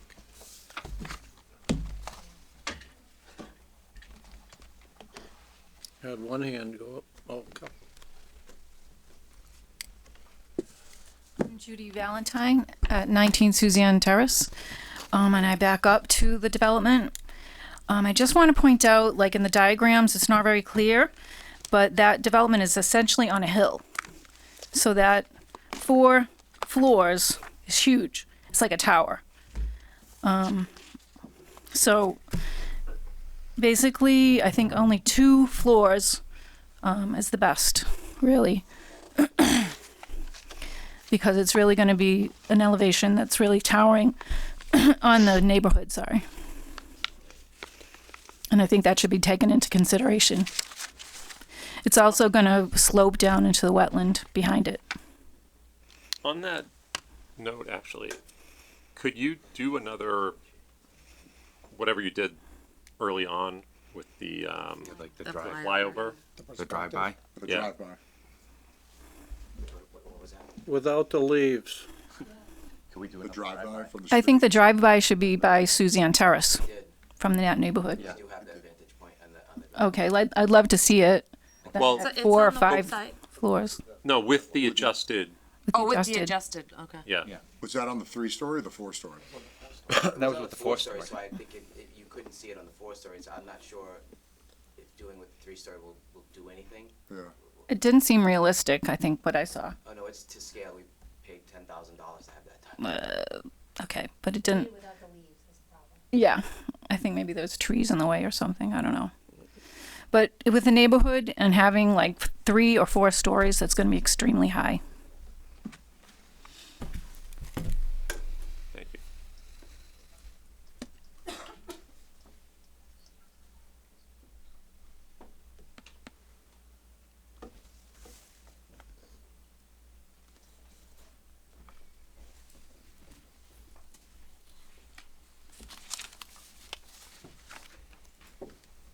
Hello, Wendy Allen, 8 Frankie Lane. That was going to be my comment too about I thought we were going to have that for this meeting. Definitely need to see the drive-by with the 4-story building with no leaves. because even from like over on Frankie Lane and the current one, it looks like we can see it even on Frankie Lane, which is pretty far. And then, so Brian, that was really good on the density. Can you, so this is my thing that like really throws me off, is that this property is zoned for 2 units per acre. So we all have to abide by that. When we moved to Grafton, my daughter was 4 and she really wanted a horse. But even she understood we can't buy a property that's under an acre and have a horse. So that's what I don't understand is like when you buy a property and it's zoned for 29 units, how do you come in and say, I'm going to just put in 300? Like, why can't I do that? Like, why? What if I put a shed in my front yard and I say, you know what? All the Eagle Scouts can use my shed and the equipment. I'm doing something good for the community. Like, can we just start doing that? Like, that's what I really, really don't understand. So that was really helpful. But can you go back through that list and tell us how many units each of those are zoned for? Because 2 units per acre, the other ones might be 5, 10, 15 units per acre. Like, we don't know that. Without all of that data, those numbers are not really relevant. Yeah, so, are you okay with the please. back and forth? So, I guess another point of comparison, our bylaws for multifamily developments require 5,500 square feet of land per unit.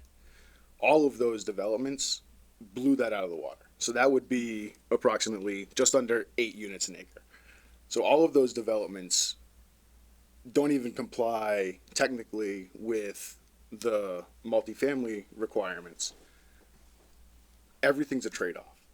So this development, and so everything has got an asterisk, or this development has an asterisk to it because we're in safe harbor. If we weren't in safe harbor, the fact that 25% of the development is affordable grants an incredible amount of leeway. So everything's a trade-off. We are in safe harbor. So now the board, and I'm not going to get a vote on this, but the board has to weigh the needs of the town against breaking the law, against going against what the zoning bylaws would allow for this parcel of land. And so it's a value judgment. It's a, the town administrator was in front of the select board this week talking about budget issues. This property right now has a valuation of just shy of $800,000. Do we know what the value would be for this development? 100 million. So, we don't have a lot of places to generate new tax revenue.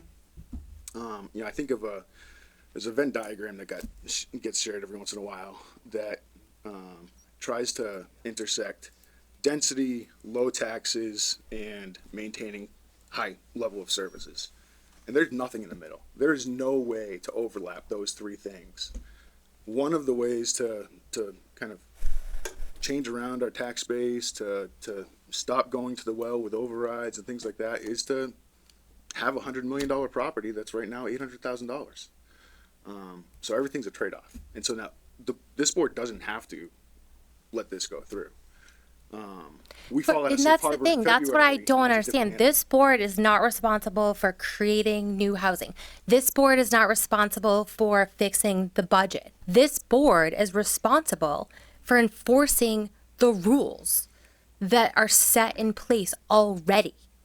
That is not correct. That is not correct. What does ZBA do then? First of all, we're operating in this hearing under Chapter 40B. Okay. Our job is to represent all interests of the town, not just the residents of Snow Road, not just the developer or the property owner, but all interests of the town of Grafton with respect to this developer's proposal.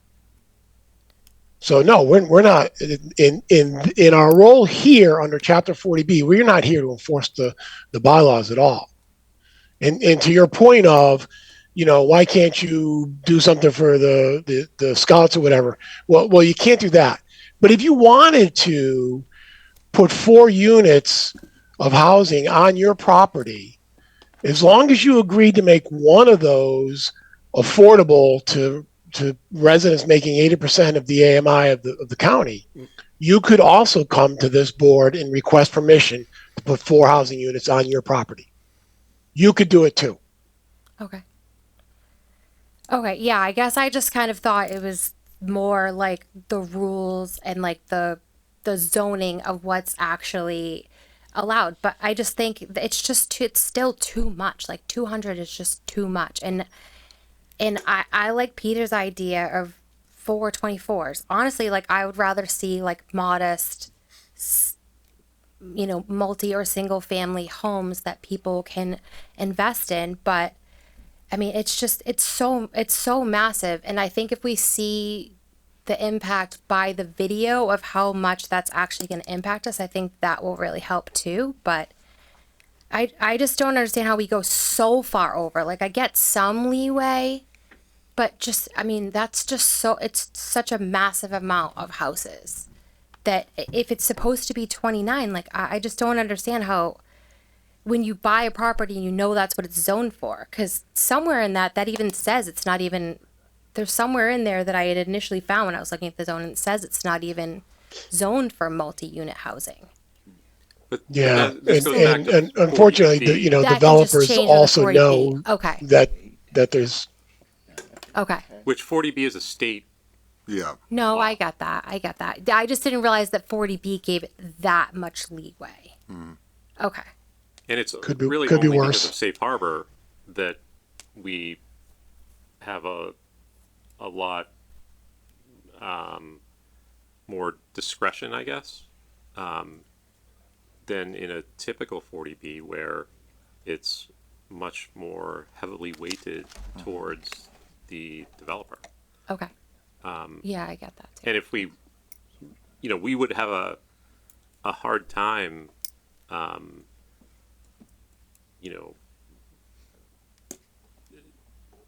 refusing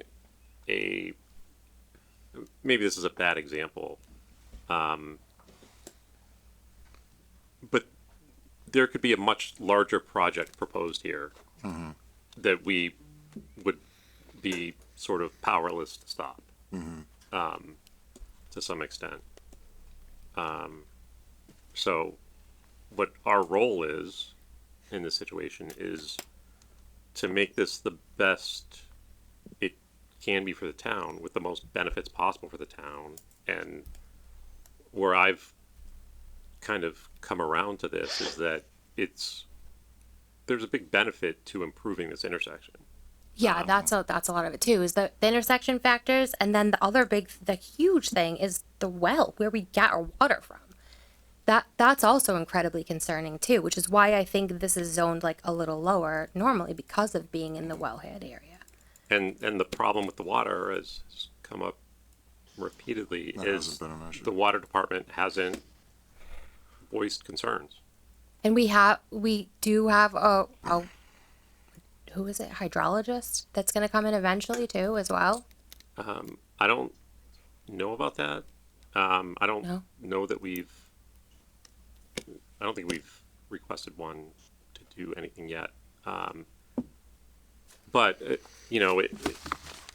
our water department could voice concerns that could influence this project, but they have raised none.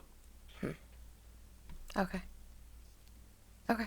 That's answers a lot of my questions. Thank you. But and again, like I just want to read it. I think it's still too much though. Like I think coming down is definitely better. It's safer for everybody. I feel like all around. So, okay. Well, thank you for the comments.